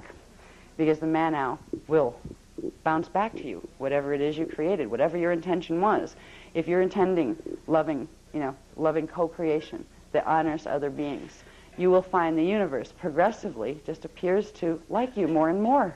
You'll tend to get more positive feedback coming back to you. Now that doesn't work as well as it's supposed to down here because of the reversals. We talked about the eye of the jackal yesterday. This is a reversing lens that literally takes what should be one beam of consciousness that comes in and splits it and makes it interface with itself and create a static field where the flow stops and it gets blocked. But fortunately, it's these frequencies themselves that will be able to clear and heal this. And it's the process of using them. We don't have to spend like 5 years trying to figure out how to heal the mess so we can use our power. All we need to know is what the power is, how to use it appropriately, how to direct it, and it will do the healing in the using it. So we're beginning now to enter a really interesting space. There's going to be, I can tell, this is going to be probably a very interesting year of each dispensation of the teachings, because first we'll learn to use it this way. And then there will be more and more other ways we can learn to use it. And I can't wait till we have the manifesting money when I really can't. I know there's going to be a workshop. And I keep asking them. I say, I don't care. I don't even care if we don't ever get any. Okay, if it's like not great to have money, I don't care. Whatever the answer to this is, I just want to know it and I want to teach it. You know what I mean? That's what so many people, that is where the freedom goes right down the drain here. You know, because if you don't have this Anunnaki created thing, because the money systems are Nibiruan, they were not, humans never ever used money or even barter the way it's used here. Creators who can manifest stuff don't have to. They just make it happen. Poof, it's there. You know? So anyway, I want to move through these. Again, I'm going to move through these fast here, right? I go on my tangents. But what do they say about the money thing? Well, Ma'a kind of grins at me, and he just gives me this big grin, like, you'll figure it out eventually. So I'm getting the feeling that, and I've learned one of the tricks that I've learned, money becomes less and less of an issue in my existence when I make it less and less of an issue in my existence. I've spent most of my time in my existence. Now, I left home when I was 14 and a half, 15, and I had my own apartment then. I was not even in 10th grade.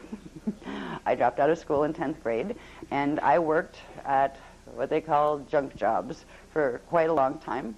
When I was 17, I got married and had my first child, and still worked at junk jobs for a very, very long time. And then, of course, all during this time, I was talking to guardians. They never gave me lottery numbers. They never magically fixed it for me. But they talked to me all the time, and they helped me to understand the lessons, why I was allowing the creation to be what it was. There were certain things that if I had, let's say, evolved this lifetime, where I was sitting in the lap of luxury and I could have anything I wanted anytime I wanted, and I got to think about what I want, what do I want, what do I want. I didn't. I got to think about what do my kids need, what do my kids need, what do they need, who needs what, you know. I mean, I didn't get any chance to think about me in this life, and that was good, because it taught me some very, very valuable things. So I know one of the tricks to the money thing is getting to the point where it is not an issue. That whatever it is, you need to express something, come money or no money, come hell or high water, you're gonna. And you know that the universe will help you. You can feel it. Yeah. And it's funny, that's usually when the money just appears. Yeah, just out of nowhere, left field, where did that come from? I couldn't have manifested that if I tried consciously. So there's a trick to the money thing, where you set the intention of what you desire, and you trust the universe to find the way and the method. Yes? Excuse me. They go and they're supposed to be in a certain time frame, or I mess up their schedule. So we have about 15 minutes more. We'll do this for 15 minutes, and then we're going to have to break for lunch too, so we don't end up getting the catering people upset with us. Anyway, the money issue, I will leave off on that. I want to do a whole workshop on that at some point, but there are certain subtleties about the whole thing. I understand certain manifestation processes, and I know what works. I know that trust. Put out the intention and visualize what you want instead of the money. Like, focus on the thing. If it's a house, feel yourself in that house. Look out your window in that house. See the sunshine in your garden. If you want to move to another country, see people wearing the traditional garb walking out your window, right? See the deed of a house in your hand with your name on it. Things like this, okay? That makes it yours here, not just a house you're visiting by accident, like, whoops, I manifested it, but it belonged to her, and I can't live there. You can have those happen, too. Now, there are some other things that have to do with money that go very, very deep. This is why we haven't even really touched a workshop on that yet. It goes back into things that go back. This is the beginning. What we're going to learn this time, this workshop, about understanding what's happening in our atoms. Believe it or not, the whole money system is connected to our atoms. There's something happening, and it has been done on this planet, that was done on Nibiru, that began with using elemental gold in certain ways to transfer certain things. Right now, there's a whole movement to bring back the Nibiru gem called white powder gold, monatomic gold.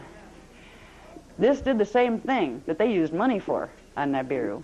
The whole money system was created here. There's a whole level of really heavy, deep physics stuff that goes into what this money system is really about. So it's not that money is evil or bad. Money is just an idea. But for us to get to the point where we would, bring you a workshop on how to create money, I would want to have the usual level of detail where I could put all of those pieces together. And I haven't been able to get them all yet. I mean, I have like blocks of history on Nibiru and how it was used to, gold was the original thing, and it was used to literally suck life force out of people and transfer it from one to another. Children on, parents on Nibiru, when they had a child, they had to literally, the government would give them a dowry, and they had to take that gold and charge it. Whoops. Oh, cool. Hello. And charge it. Thank you. And they would literally take the gold, and they had it treated in a certain way. They would take the gold, and the parents would have to hold the golden, like they were coins. This is where coins came from. They made the gold elements flat enough where you could take it and hold it up against the child's chest, heart chakra, so it could suck the energy, part of the life field energy, out of them. And then that gold would be collected. This is where taxes came from. They came from Nibiru. It would be collected and taken back to the elite ones, who would then use it to take that life force, because they had reverse matrices in their DNA, and they had to feed. It was one of their feeding methods.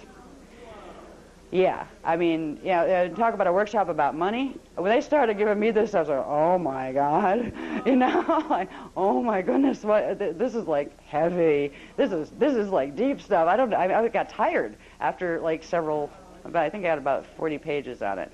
And I was like, oh my God, I think it was bad here, go to live on Nibiru. It's like a lot worse. But right now the gold stuff is happening. If you notice, we're not allowed to have it anymore here.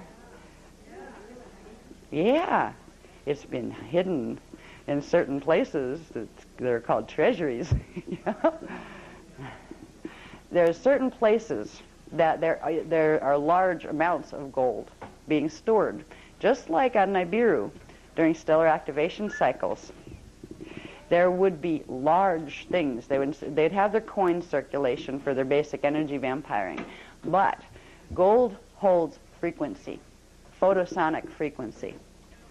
All right, more than just like, you can use it with electricity. This is photosonics. These are the light sound, the primal light sound frequencies. Gold is one of the elements that can hold tremendous amounts of them, and it can transmit them if you know how to use it right. The idea of making gold statues, Nibiru had massive gold statues that would hold huge amounts of standing scalar waves that the people in control of the statues would use to control the other people. Right now, gold is being collected and put away in very safe places on the planet, places that just happen to be connected to major grid lines in the planetary grids, right? Because gold holds frequency, and it can transmit whatever's put into it. If you transmit reversal, if you are on a planet and that planet has a reverse Merkaba, all the elements pick up that reverse Merkaba. So right now, gold is a very nice transmitter of reversal, of the reverse mathematical currents. So anyway, this is why I'm not going to do a workshop on money right now. There are considerations that need to be looked at. It goes into not just gold, but gold, silver, precious gems, diamonds, these kind of things. What do these things really do to us? What are these things? I mean, they look like pretty little things out here, but what is this really in our hologram? So there's going to be at some point a workshop that will deal with that, but that's not today, So anyway, to answer that.